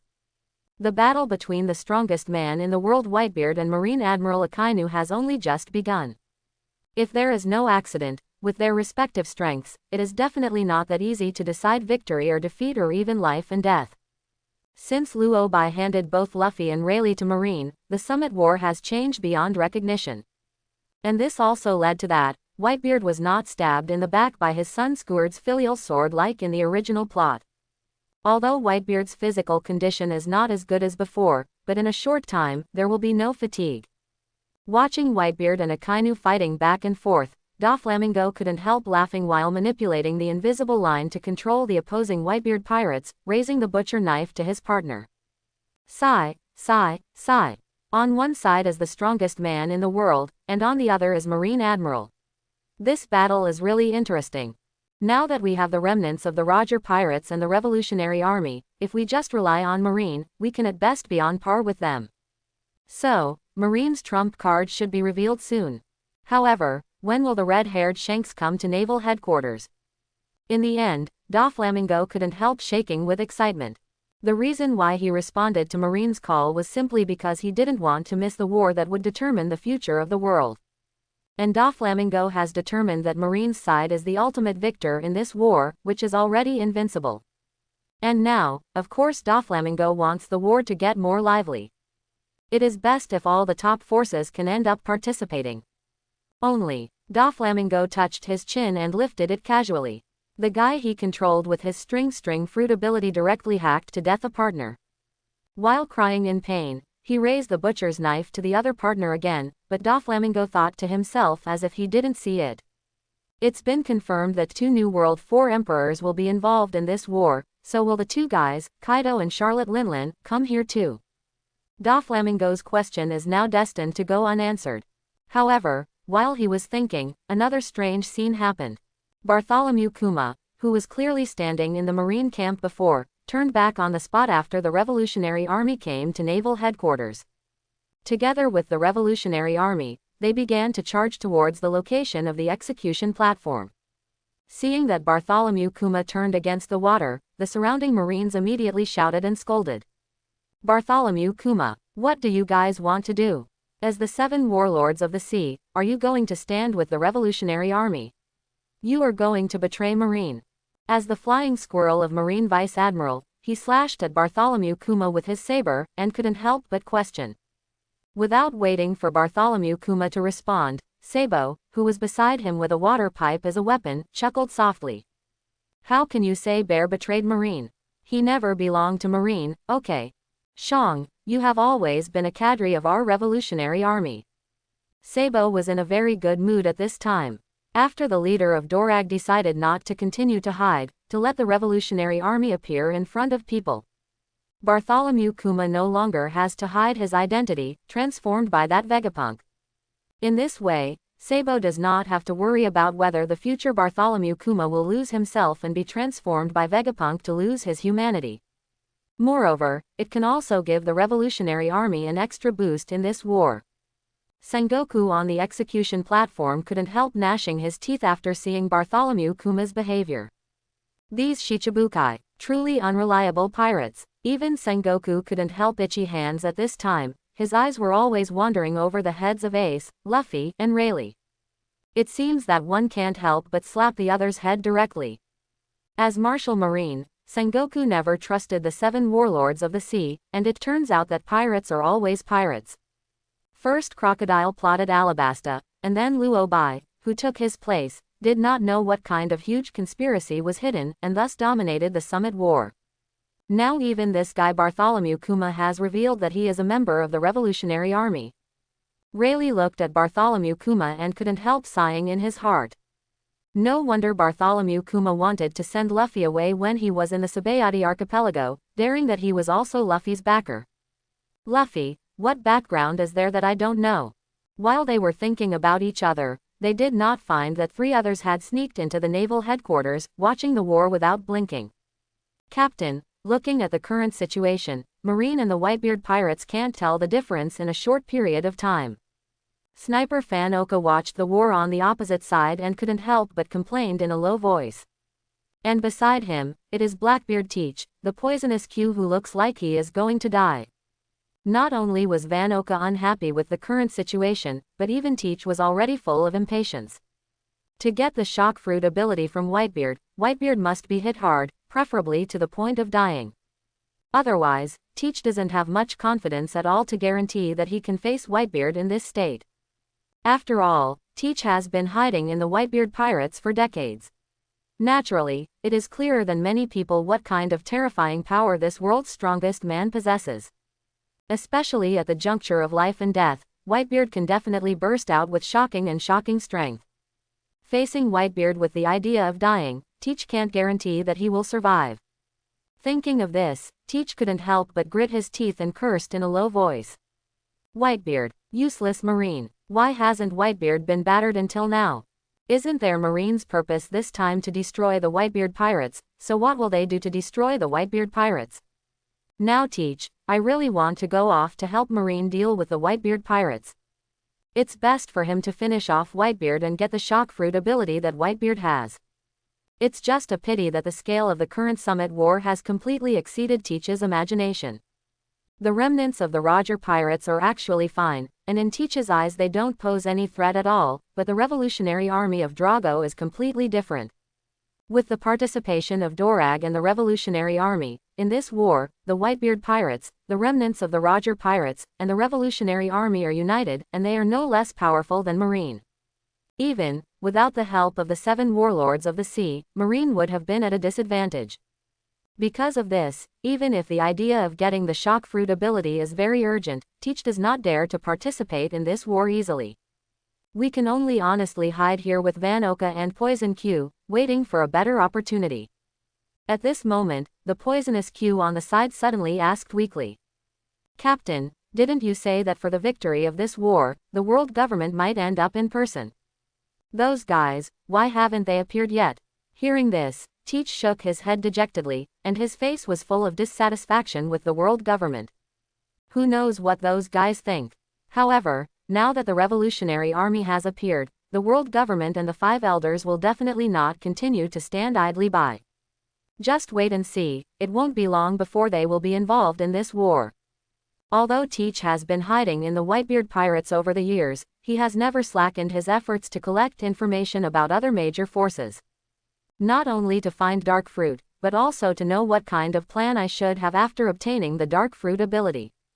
The existence of the Revolutionary Army was obviously not concealed from someone like Teach. It is precisely because of knowing what the Revolutionary Army has done that Teach is more aware of what a huge threat the Revolutionary Army has to the world government. It is no exaggeration to say that if the world government were to choose, they would definitely put the destruction of the Revolutionary Army in the first place. As for the remnants of the Whitebeard pirates and the Roger pirates, at best they just killed them together. Hearing Teach's explanation, Van Oka and Poison Q nodded in understanding, but at this moment, Van Oka suddenly picked up the sniper rifle and looked into the distance. When he saw dozens of warships speeding towards naval headquarters, Van Oka said quickly, "Captain, the turnaround is here. Marines' helpers are here." As soon as the voice fell, Teach instantly became excited and asked immediately, "Who is it?" "World government." Van Oka shook his head and couldn't help sighing. "It's not the world government, it's the commander-in-chief of the three armed forces, Kong, who brought people here." Hearing this, Teach raised his brows. Commander-in-chief of the three armed forces? That old guy Kong, is he going to take someone out to participate in this war in person? However, if there is only Kong, it is also impossible to guarantee the final victory in this war. After all, with that guy from Shanks's nosy character, and the remnants of the Roger pirates that he once served have all appeared in this war, even Ace is Roger's son. That guy, he's definitely going to fight with his red hair pirates. I'm afraid he'll be arriving at naval headquarters soon. It has to be said that Teach knows Shanks very well. Without knowing Ace's true identity, Shanks was able to go to the Moby Dick to meet Whitebeard in order to prevent the other party from having an accident and lead the era to run wild. Now his former vice-captain, Pluton Rayleigh, is about to be publicly executed by Marine, Fire Fist Ace as Roger's son, and Straw Hat Luffy as the kid hand-picked by Shanks who inherited Roger's will.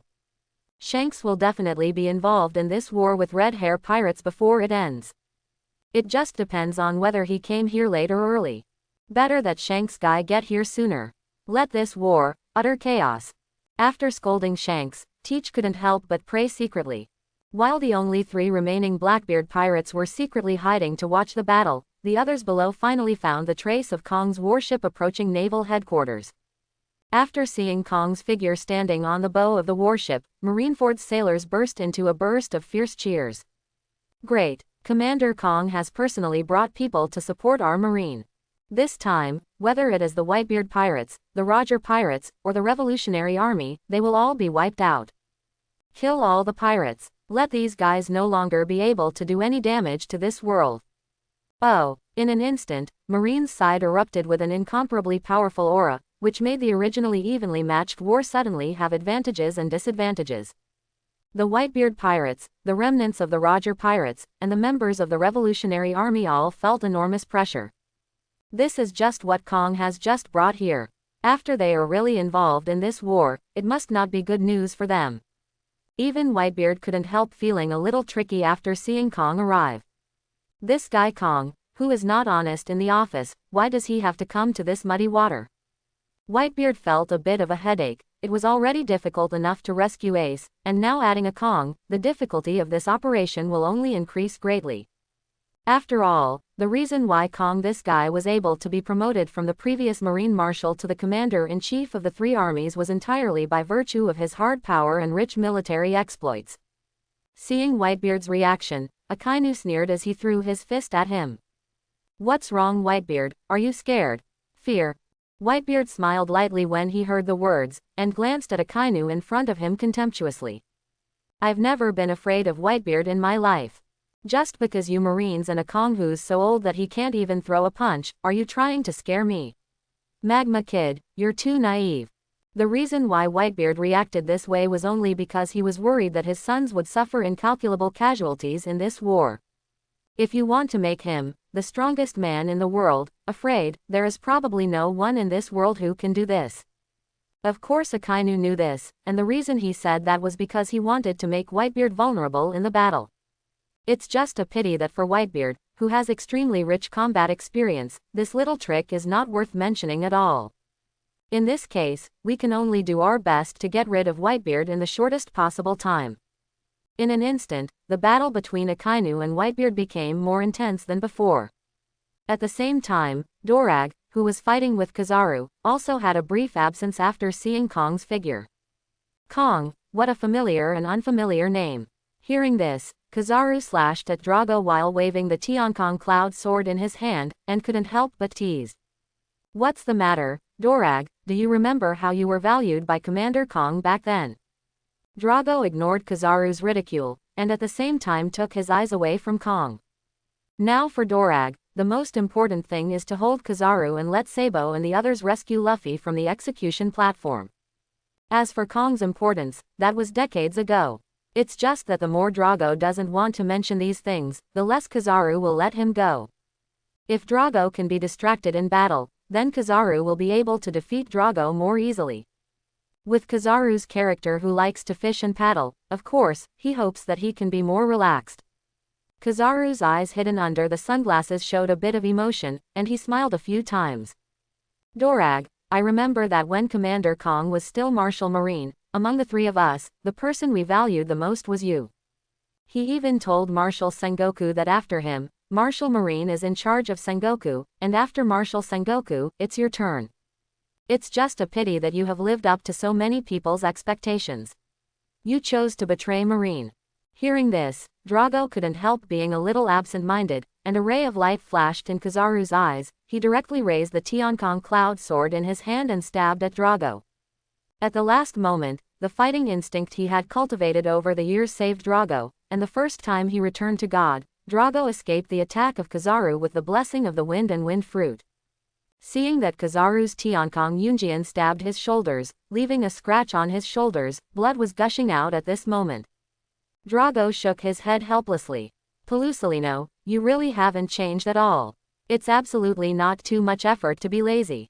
With Dorag's IQ, of course, he can guess what the purpose of Kizaru's words is. Even though he had been prepared, he accidentally followed Kizaru's words. After all, everything Kizaru said was true. The original Marine had almost decided to let Drago take over the position of Marine Marshal after Sengoku. You can imagine how disappointed Kong, Sengoku, and Garp were when they found out that Dorag had betrayed Marine. But since it has been done, Drago will not regret it. Drago shook his head and took a deep breath. Come on Kizaru, next, I won't hold back any more. Kizaru shrugged slightly and mocked. Keep your hands, Drago, I'm Marine Admiral, you are the leader of the Revolutionary Army, since you've already stood on the opposite side, why keep your hands? Kizaru does like to fish and paddle, but he also knows how important this battle is to Marine. Under the watchful eyes of the whole world, absolutely nothing can go wrong in this war. After making up his mind, Kizaru is no longer the ape of Summit War in the original plot, and he will also let everyone know how terrifying the power Marine Admiral should have. However, Drago is also not a vegetarian. He was also known as the Marine Iron Triangle along with Kizaru and Akainu, and he was the most valued guy among the Marine executives in the Iron Triangle. Even though he has not put too much thought into improving his strength for the Revolutionary Army over the years, in front of Marine Admiral, Drago also has the strength to be unbeatable. It was just because Kong brought people to naval headquarters that the war suddenly became more intense. Seeing this situation, Kong, who had the warship docked at the port, did not hesitate, and waved his hand and shouted loudly. Kill all the pirates in Marineford. Do anything for justice. Yes, Commander Kong. With Kong's order, all the guys he brought on the warship rushed into the battlefield. These people were all recruited by Kong from the Army and Air Force. Although the overall strength of the Army and Air Force is much inferior to that of Marine, the things Kong brought are already considered elite. With their participation, the situation of this war became clear in an instant. Originally, the Whitebeard pirates, Roger pirates, and members of the Revolutionary Army were blocked from approaching the execution platform. Even if they had rushed forward at all costs, they could not break through the joint blockade of the three armies of the sea, land and air. Seeing this situation, Kong nodded with satisfaction, then turned his eyes to the execution platform and looked at Garp standing on it, his face suddenly gloomy. Kong reprimanded Garp with a sinking face. "Garp, just keep the old man on the execution stand. You can't leave the execution stand without the old man's order." Kong said nothing without mercy, but after Garp's face changed back and forth, he finally agreed with an ugly face. You must know that Kong is more than just his old leader to Garp. Just as Aokiji was with Garp back then, Garp was with Kong when he joined Marine. Garp has great respect for Kong. Kong ignored the change in Garp's face, but turned his attention to Drago's body and cursed with a gloomy face. "Dorag, you, how dare you bring someone to naval headquarters?" Kong's words echoed in Marineford, making everyone deeply aware of the seniority and status of the commander-in-chief of the three armed forces. Whether it is Garp, a Marine hero, or Dorag, who founded the Revolutionary Army, in front of Kong, they are just disobedient juniors. Drago didn't respond either, just kept fighting Kizaru in silence. What else is there to say? Decades have passed, and Kong still hasn't let go of his betrayal of Marine. If possible, Dorag wouldn't want to face Kong anyway. Seeing that Drago didn't respond, Kong snorted and didn't say anything. After all, the situation at naval headquarters was being broadcast live all over the world, and he didn't want Marine's family scandal to be exposed. In that case, let's get rid of Whitebeard first. Kong's eyes were fixed on Whitebeard, who was waving Kong Yunchi and engaged in a fierce battle with a Kainu. After all, he couldn't help but sneer. "Whitebeard, you dare to bring people to naval headquarters. I think you forgot what happened to the last guy who made a big noise at naval headquarters." In the calm belt beyond Impel Down, a ship is levitating on its way. Golden Lion, who was standing on the bow of the boat watching the picture in front of him, couldn't help but scolded when he heard Kong's words. "Joe, Kong, this, even mentioned Lao Su. If I had known that Roger turned himself in, how could I have gone to naval headquarters in the first place? In that case, I wouldn't have ended up like this." Thinking of his stupid behavior, Golden Lion couldn't help but feel remorse in his heart. You must know that the Golden Lion was in the limelight at that time, and his flying pirate group can be said to be the most powerful pirate group in the whole world. As a result, because of Roger's surrender, Golden Lion, who could not accept it for a while, chose to go to naval headquarters alone, and wanted Roger to give him an explanation. Garp and Sengoku joined forces to fight for 3 days and 3 nights, and they were finally arrested and detained in Impel Down. At that time, the Golden Lion didn't think there was anything, but now that I think about it, I was so stupid back then. Even if he is going to make a big fuss at naval headquarters, at least he will bring his subordinates along. That way, he will not be locked up in Impel Down after exhaustion. And most importantly, whether that guy Roger is going to be executed by Marine or not, what does it have to do with his Golden Lion? I have to rush on a horse to be Roger's licking dog. Now the licking dog is awakened, but unfortunately it is too late. Being defeated by Luffy, who is Garp's grandson, has completely broken the Golden Lion's heart. Even if he leaves Impel Down again now, Golden Lion doesn't want to continue the trouble.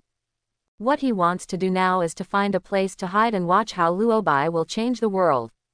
After all, for the Golden Lion, Luobai, who has obtained his lion fruit ability, can really accomplish the goal that he did not achieve at the beginning, replace the world government, and become the new king of the world. Then he is on the road of Luobai's king of the world, and he has contributed to Luobai. Thinking of this, Golden Lion, who was looking at the scene in front of him, couldn't help grinning. Jia ha ha ha ha. Kong, Sengoku, Lao Su has prepared a huge surprise for you. For that kid Luobai, Impel Down has no value except for the prisoners of eternal hell, but before I left Impel Down, I released all the prisoners. I would like to see what you will do in the face of this situation. At the end, the wild laughter of Golden Lion resounded throughout the sea. Whitebeard looked at Kong, who appeared across from him, and grinned. "Kong, why aren't you dead yet, you old fellow? And, do you think I'm the Golden Lion kind of idiot?" Yes, in Whitebeard's eyes, the Golden Lion, who ran alone to the naval headquarters for Roger, was a complete idiot. And he, Whitebeard, is obviously completely different from the Golden Lion. But in Kong's eyes, there is no difference between the two at all.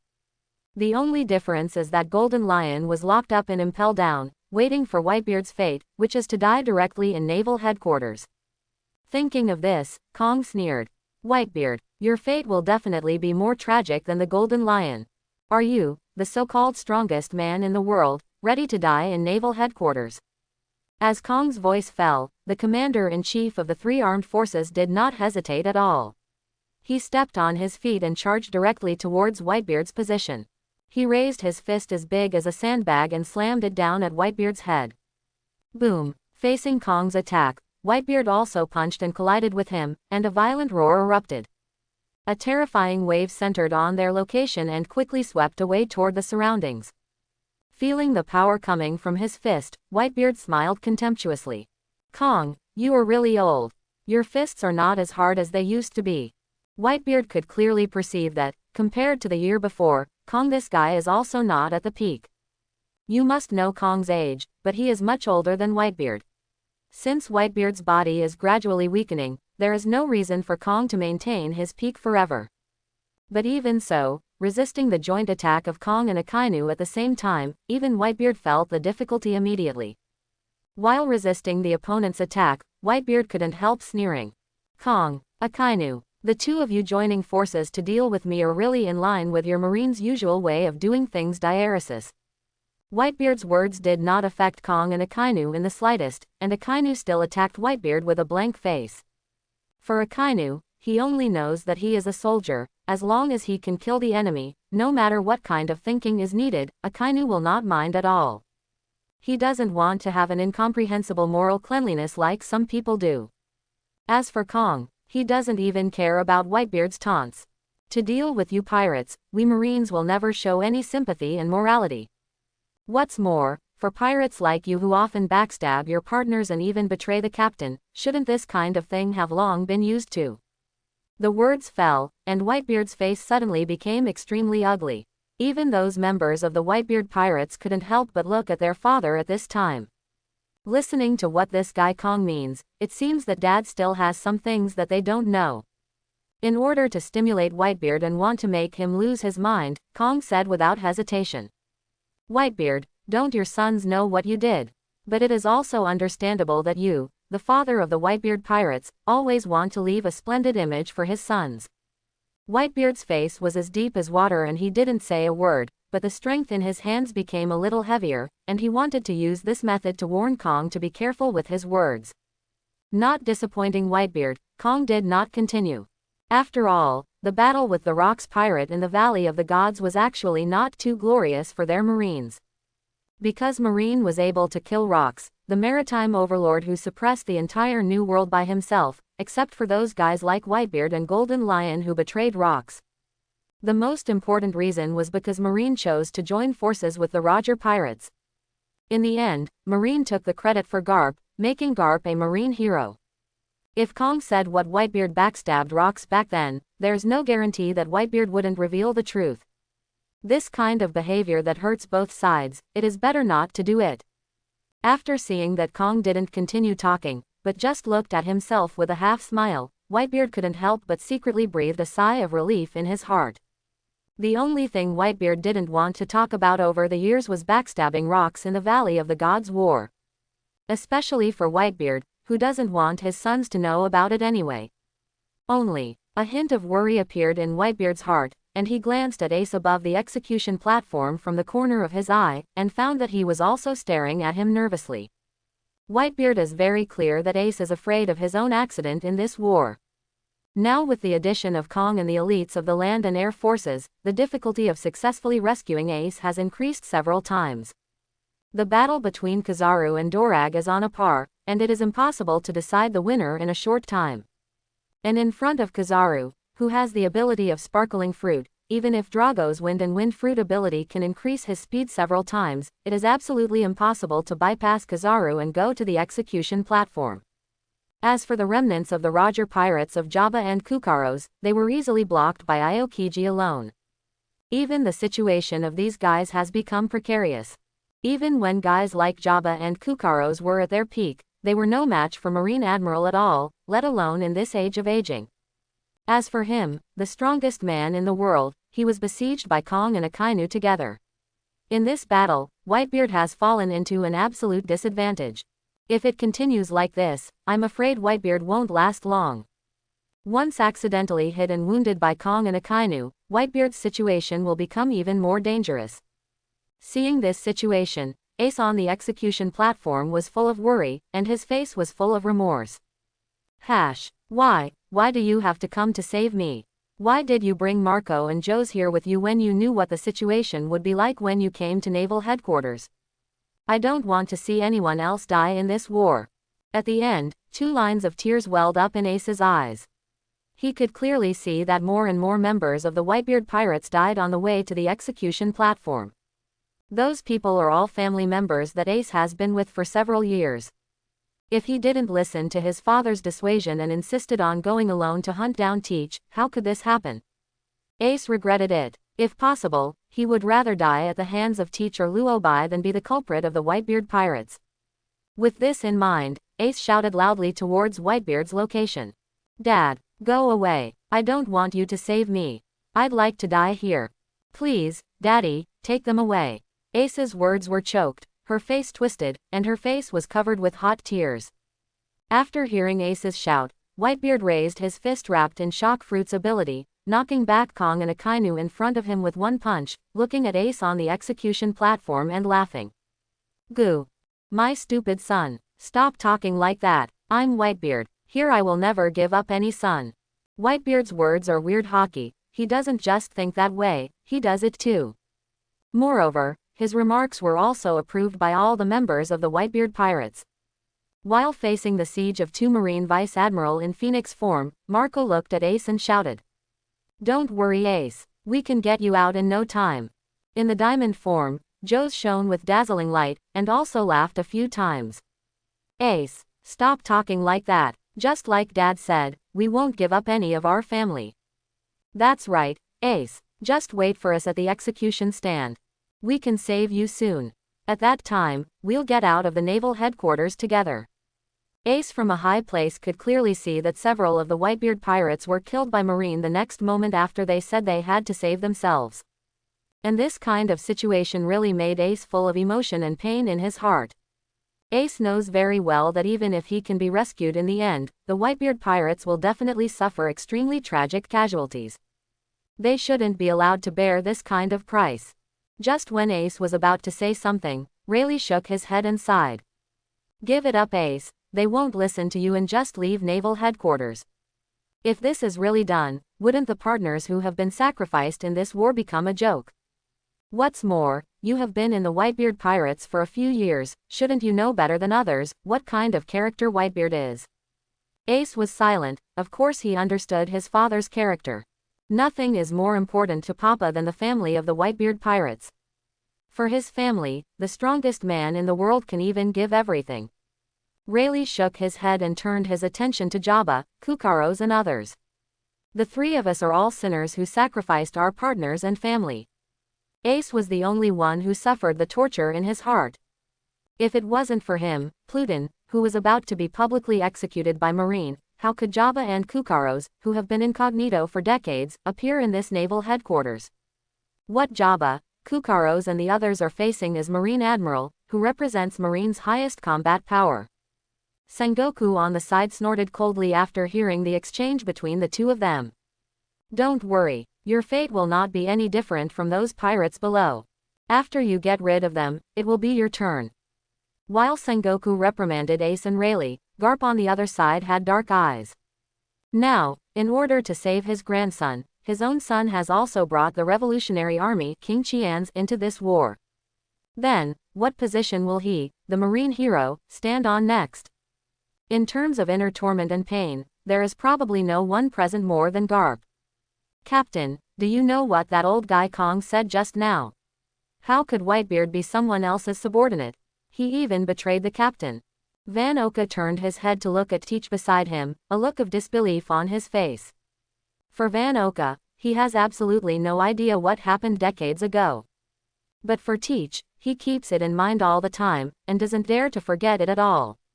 Hearing this, Teach stared at Whitebeard, who was fighting fiercely with Kong and Akainu below, and gritted his teeth fiercely. Of course I know. If it wasn't for the betrayal of Whitebeard, Golden Lion, and others, the Sea Lord, Rox, would never have died in Marine's hands. After the death of Rox, Whitebeard has the face to turn into a so-called good dad. Do you really think that everyone doesn't remember what happened back then? Hearing this, Fan Oka and Poison Q looked at each other and could clearly see the deep puzzled look in the other's eyes. Why did the captain of his own have such a violent reaction when he mentioned this matter? Could it be that this Blackbeard Teach has an unknown relationship with the original maritime overlord Rox?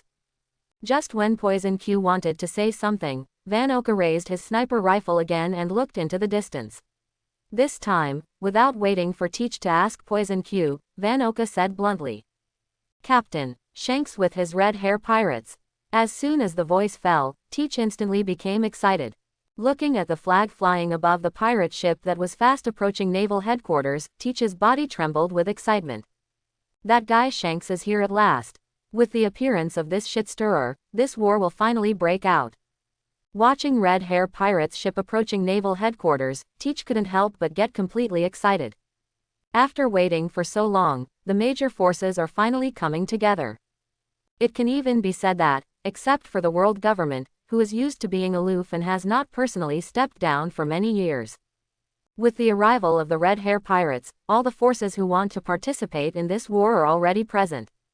But at this moment, Van Oka, who was aiming at the red hair pirates with a sniper rifle, suddenly retracted his body, and before Teach could ask a question, a bullet suddenly shot from where Van Oka was originally.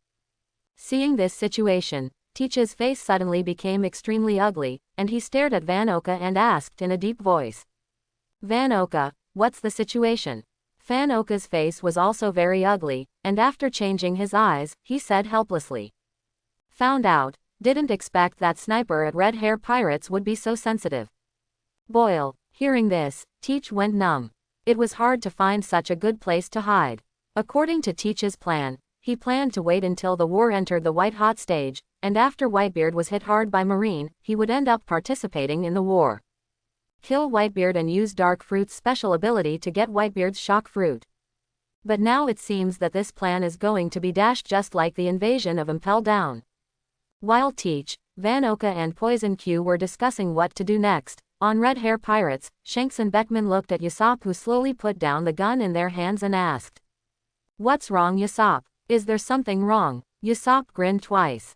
"No big deal, just a young man watching us with a sniper rifle." Hearing this, Shanks and Beckman looked at each other and could clearly see the suspicious look in each other's eyes. But the next moment Beckman also reacted. The man known as the highest IQ in the world immediately thought of the key. According to the information we have obtained, the men recruited by the Blackbeard Teach guy were killed by Luo Bai, leaving only a sniper and a ship doctor. And, as I said before, even without Luo Bai, after Teach beats Ace, there is a high probability that Teach will give Ace to Marine. In this case, the one who observed us with a sniper rifle should be the sniper of the Blackbeard Pirates, Van Oka. The voice fell, and Shanks nodded slowly. Beckman has analyzed these things with Shanks before, although he still doesn't know what kind of conspiracy Teach and Luo Bai want to start this war. But they are also clear, whether it is Teach or Luo Bai, they will never miss this war. Luo Bai hasn't appeared yet, but that guy Teach has hidden in the naval headquarters with his two remaining subordinates. Thinking of this, Shanks took a deep breath and said solemnly as he looked at naval headquarters, which was getting closer. "No matter what purpose Teach and Luo Bai have, our goal at Red Hair Pirates is very clear. To stop the rampage of this era, we at Red Hair Pirates are here to end this war. Never let Whitebeard, nor Ace, Luffy, Rayleigh die in naval headquarters." Of course, the members of Red Hair Pirates didn't have any opinion on Shanks' words, and they all grinned. "Take it easy, Shanks. We Red Hair Pirates are here, and it's time for this so-called Summit War to end. It's just that I haven't seen Luffy for so many years, I didn't expect to see him again, and this would be the case. That kid hasn't become the Pirate King yet, how could he be executed by Marine?" For the members of the Red Hair Pirates, the war wasn't really that big of a deal. Over the years, they do not know how many big and small wars they have experienced, and the final winner has always been their Red Hair Pirates. This time, obviously there will be no exceptions. Shanks shook his head and smiled, turning his eyes to the three figures on the execution platform. Deputy Captain Rayleigh, I took so much care of you back then, it's time for me to save you once. Fire Fist Ace, Captain of the 2nd Division of the Whitebeard Pirates, I never thought you would be Captain Roger's son. And Luffy, in your current situation, I'm sorry for what I did to you back then. Your goal is to reach Raftel and become the new One Piece. While Shanks sighed in his heart, the major forces of Naval Headquarters have also discovered the Red Hair pirates that came to Marineford Harbor. For the pirates, it is of course a relief to have the support of Red Hair pirates. But in Marine's heart, Red Hair pirates is just a bunch of shit. Sengoku on the execution platform stared at Shanks standing on the bow, and cursed with a gloomy expression. Redhead Shanks, that fool, he's still in this war. Although the Red Hair pirates had long been expected to participate in this Summit War, Sengoku still had some headaches when he actually saw Shanks bring people to Naval Headquarters. Faced with the Whitebeard pirates, the Roger pirates, and the Revolutionary Army, Marine would have suffered huge casualties. If Kong hadn't brought the elites of the Lu and Kong armies to support Marine, then Marine could have declared a rout. However, it was not Sengoku who reacted the most among Marines, but Garp who also stood on the execution platform. The moment he found out that Shanks came to Naval Headquarters with Red Hair pirates, Garp's eyes began to frantically brew a thick anger. At this time, his face was covered with dark clouds, and Garp did not hesitate at all, even when he said to Sengoku, Sengoku, I'm going to go to war. I'm going to smash the head of this Shanks with my own hands. Hearing this, Sengoku glanced at Garp in surprise and noticed the old man's strangeness. However, Sengoku was not surprised. After all, he also knew that the reason why Garp's grandson Luffy refused Garp's arrangement to join Marine was because he went out to sea and became a pirate. It's because he was bewitched by this guy Shanks. If I hadn't met Shanks in Luffy, Windmill Village, I wouldn't have found out that the two brothers appeared together on the execution platform of Naval Headquarters. Feeling Garp's gaze, Sengoku thought for a moment and nodded. Yes, go deal with Shanks and leave the execution stand to me. Seeing Garp nodding, Sengoku secretly breathed a sigh of relief. It would be a bonus to be able to arrange Garp out and not let him stay on this execution stand forever. After all, Sengoku is really worried that Garp will do something unforeseen in his excitement. At this moment, Shanks, who jumped off the pirate ship, looked at Sengoku on the execution platform and shouted loudly. Sengoku, let's end this war. Continuing will only result in incalculable casualties on both of us. But you should be very clear that your Marine's enemies are definitely not just the few forces present. Shanks said it very clearly, to know that there are only 3 factions involved in this Summit War. The Revolutionary Army is targeted by the world government, so Marine doesn't need to worry about it. But for the New World 4 Emperors, the Whitebeard Pirates and the Red Hair Pirates, Marine needs to confront them. But, are Marine's enemies really only the 2 pirates? Just the New World 4 Emperors group, there are also Kaido's Beasts Pirates, and Charlotte Linland's Big Mom Pirates. Not to mention the ambitious guys from New World and Cosmopolitan. If Marine suffers huge casualties in this war, those guys will definitely make unimaginable crazy actions in the first place. At that point, if Marine can win the war, what's the use? For ordinary people, don't they still have to face disaster? For the sake of these ordinary people, the Red Hair Pirates are very obligated to end this war. With this in mind, Shanks continued to look at the sinking Sengoku above the execution platform. As soon as Marine releases Rayleigh, Ace, and Luffy, I guarantee that these forces present will leave Naval Headquarters as soon as possible. Your Marine's duty should not be to protect ordinary people from harming those who are unarmed, isn't it? Shanks' words reverberated in Marineford, and through live telephony worms spread to every corner of the world. Let everyone clearly see that this New World 4 Emperors is still a guy who knows how to care about the life and death of ordinary people. Seeing Shanks full of majesty in his words and deeds, CHCE Jabba, who was facing Aokiji's attack, couldn't help grinning. The red-haired intern back then has grown to such a degree now. If the Roger guy saw it, he would be very pleased, right? Hearing Jabba's words, the remnants of the Roger pirates nodded in agreement. Although it is different from Roger's One Piece title, Anyway, Shanks and his red hair pirates are already at the top of the New World food chain. Even Whitebeard, who was on a par with Roger at the beginning, couldn't surpass Shanks too much in status. Kukaros said with a smile. After all, it's the kid that Roger is optimistic about, but it's a pity that kid Buggy went the wrong way. Otherwise, Buggy's achievements should not be too bad. You must know that Buggy and Shanks at the time were always on a par. Kukaros mentioned Buggy, which made the red-nosed kid appear in the minds of everyone present. At that time, the Roger pirates, Shanks and Buggy, the two intern kiddies, provided a lot of fun. Just when Jabba was about to say something, Kong, who was teaming up with Akainu to besiege Whitebeard, suddenly stopped and sneered at Shanks. Just a pirate, do you really think you have the qualifications to speak nonsense in front of our Marines for the sake of ordinary people? Kong did not continue to attack Whitebeard, and the arrival of the red hair pirates turned the situation upside down again. The commander-in-chief of the three armed forces folded his arms around his chest, ignoring Shanks, whose smile froze on his face, but looked at him contemptuously and continued. I remember you, the intern kid on the Roger pirates. No wonder you say things like that, you act like that Roger guy.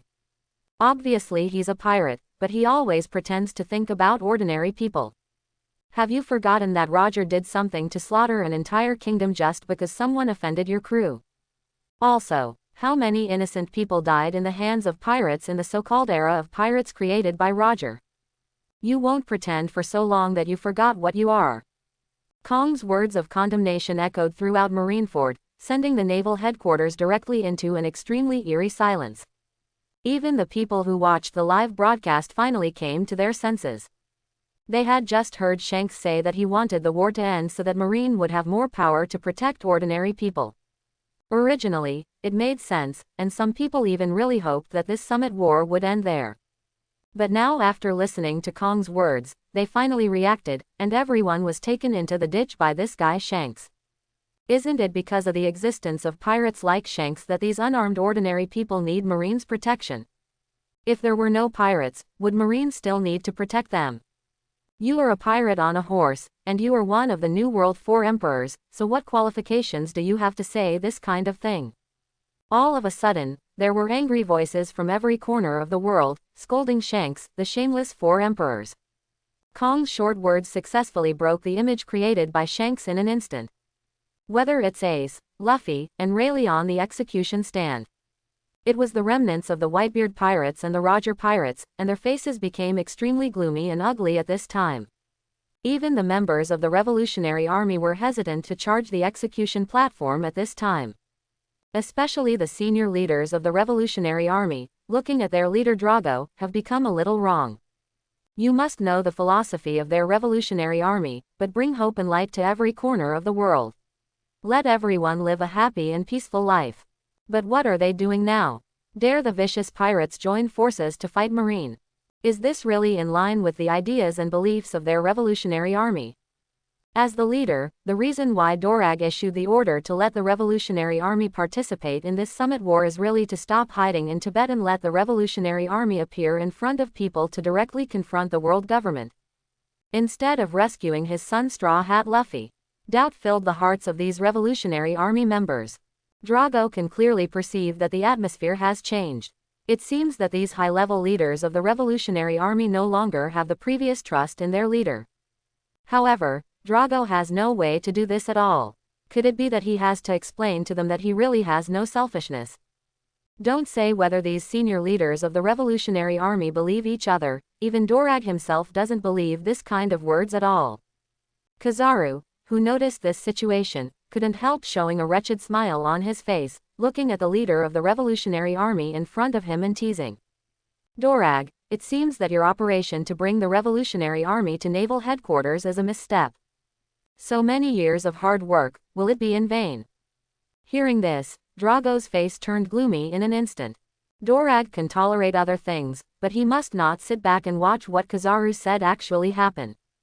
All I can do now is to rescue Luffy in the shortest possible time, and then slowly let the top leaders of the Revolutionary Army change their minds.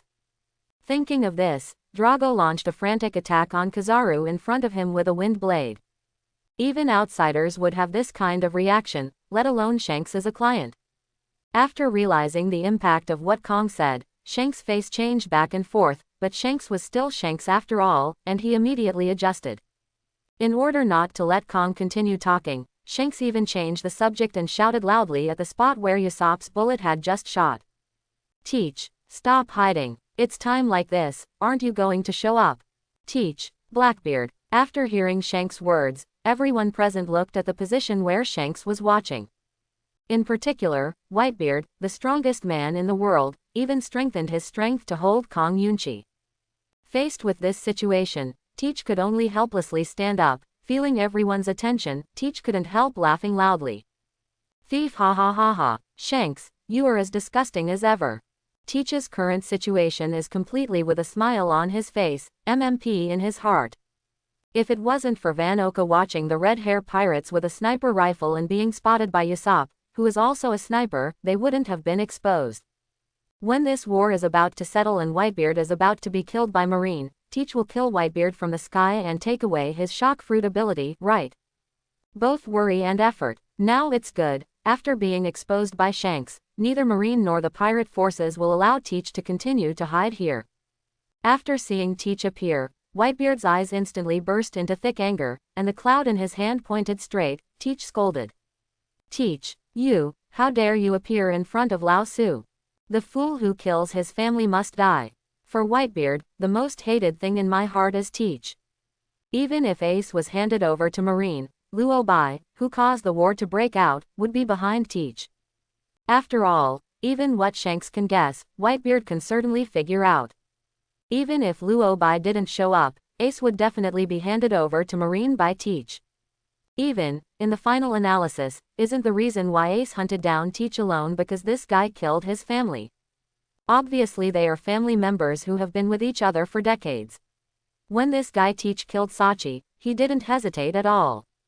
Hearing Whitebeard's scolding, Teach laughed proudly instead. Thief, ha ha ha ha. Dad, why can't I appear in front of you? Sachi was killed because he was not vigilant, and as for Ace, it was his own fault. Obviously the strength is very weak, but you have to do this kind of behavior of courting death. I didn't kill him directly at that time, but I already gave you face. When the voice fell, even Ace on the execution platform couldn't help scolding Teach. Teach, you, what the hell? You said it yourself that you were going to hand me over to Marine in exchange for a spot in the 7 Warlords of the Sea. Do you really think I don't remember? Ace is really angry. He has never seen a shameless guy like Teach. From the very beginning, this guy had no intention of killing himself, but wanted to use his identity as the son of Roger, the Pirate King, in exchange for the trust of the world government and Marine. Well used to reach his unknown conspiracy. However, due to the appearance of Luo Bai, Teach's plan was disrupted, so that he can only sneak in the naval headquarters now. As a result, this guy, in front of his own father, dared to say anything outrageously, and did not kill himself. Was it because of his father's face?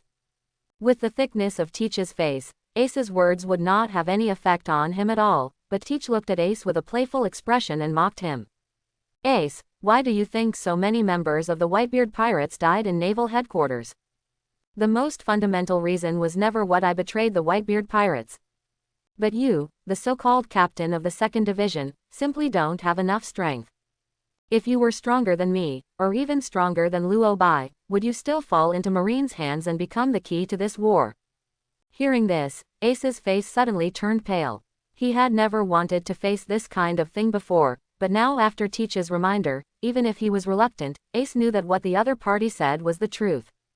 As Teach said, if his strength can be stronger than he is now, no matter what kind of conspiracy Teach and Luo Bai have, it will never cause the Whitebeard Pirates to be forced to participate in this war helplessly because of themselves.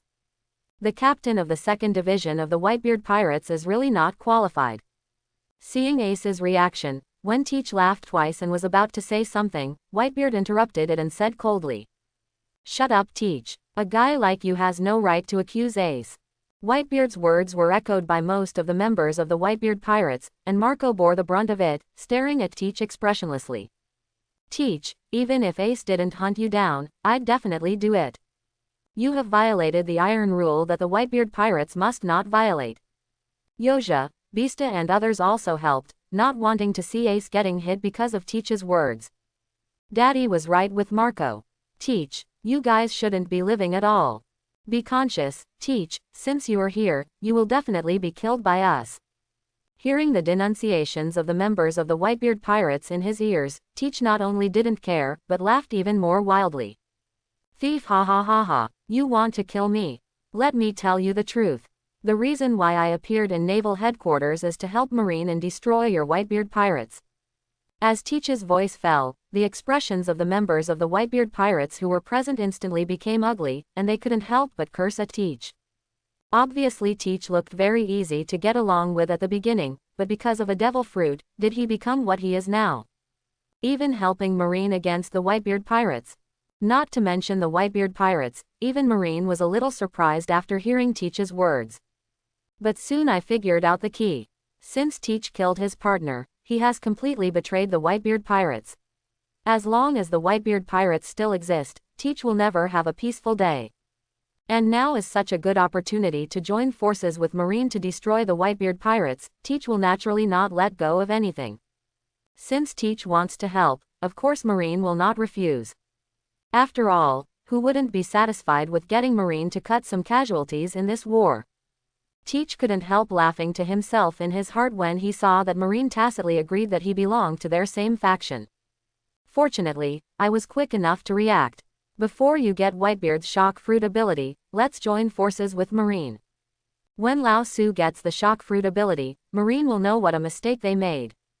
In order to let Marine end the war in the shortest time and avoid other accidents, Teach immediately looked at Sengoku on the execution platform and shouted, "Marshal Sengoku, before coming to naval headquarters, I got a message. That guy Luobai has invaded Impel Down."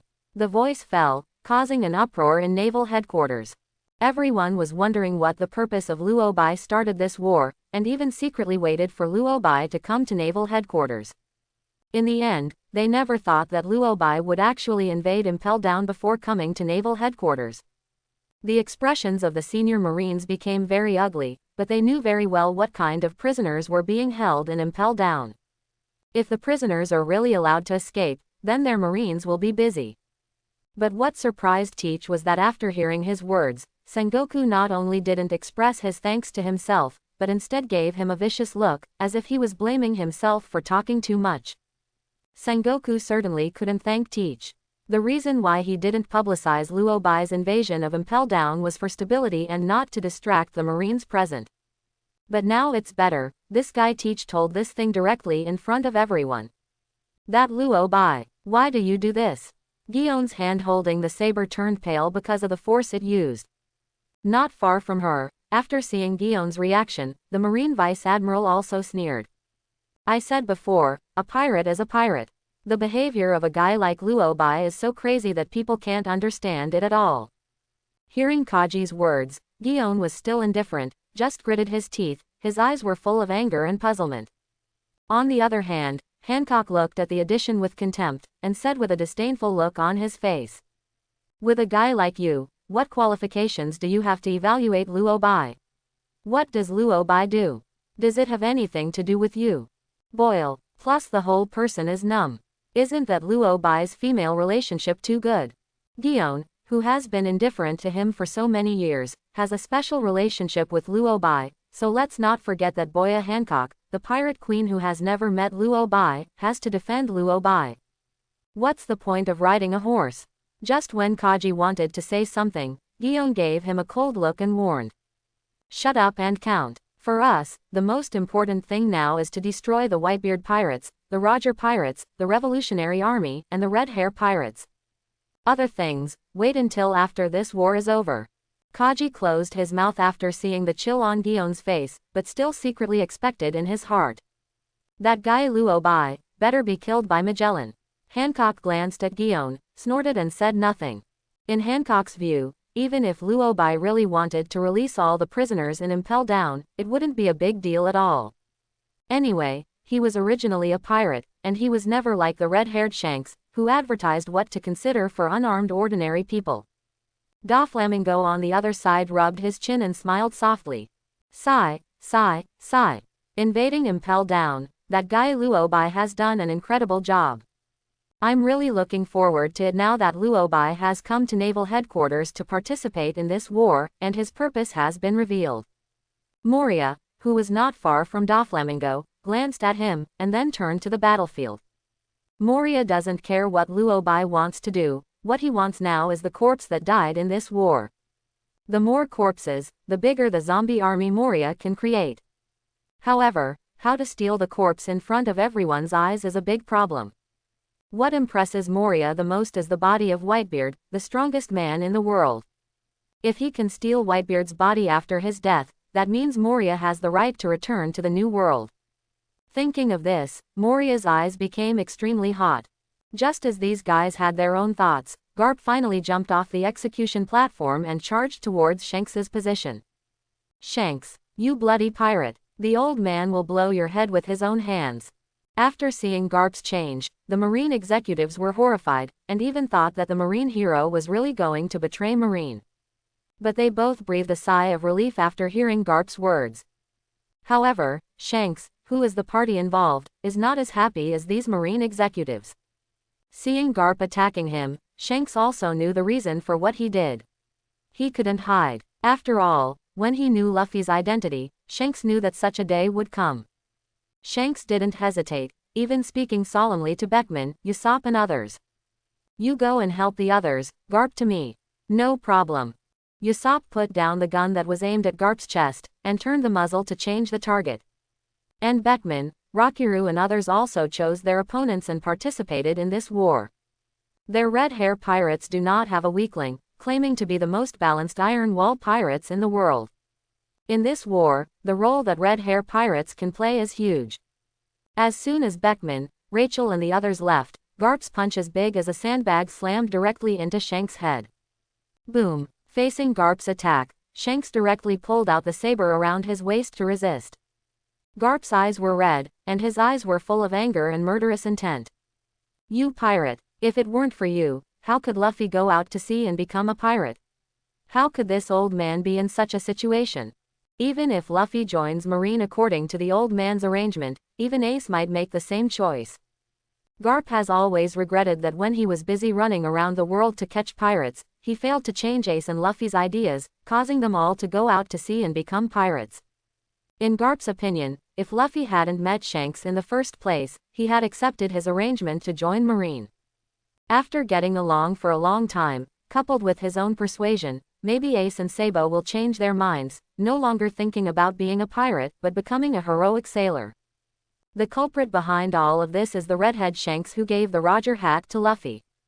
After hearing Garp's scolding, Shanks not only did not get angry, but shook his head. I didn't choose Luffy, but Luffy made this choice. I never said that Luffy must be a pirate. When Garp heard the words, his eyes were split, and the force of his fist became a little heavier. He slammed on the saber raised by Shanks, making a violent roar that resounded through the sky. You, how dare you shirk responsibility now? Ever since I met you, Luffy has been talking about becoming a pirate and pursuing that freedom. You dare to do it but dare not admit it. Garp is really angry. Shanks is Roger's crew on horseback, and it's not like Roger's style in this kind of thing. Facing the almost crazy Garp, Shanks sighed helplessly. Originally, I thought of rushing directly to the execution platform to rescue Rayleigh, Ace, and Luffy, but now Garp's appearance has directly broken Shanks' plan. This guy Garp doesn't seem to be in the same era as Roger and Whitebeard at all. Shanks can't help but be shocked by the power wrapped around a pair of iron fists. Didn't this Marine hero have a decrease in physical fitness and strength because of his age? While Shanks sighed inwardly, Garp banged his fists on Shanks' saber. The terrifying power caused the body of the New World 4 Emperors to slip out uncontrollably. Seeing this situation, Kong and Sengoku nodded in satisfaction at the same time. Garp didn't keep his hands in the fight with Shanks, which means that Garp really didn't want to betray Marine. In this case, they must destroy all the major forces present as soon as possible to avoid any accidents in the future. The Blackbeard Pirates, with only 3 remaining members, also found members of the Whitebeard Pirates. In order not to let others have an accident, after thinking for a moment, Marco directly fought Teach. At the same time, the members of the Red Hair Pirates are also fully involved in the war. The deputy captain of Red Hair Pirates, Beckman, took out the pistol pin to his waist and pointed at Kizaru, who was fighting Dorag, and said coldly, "Kizaru, don't move. I hope everyone will support it and subscribe more."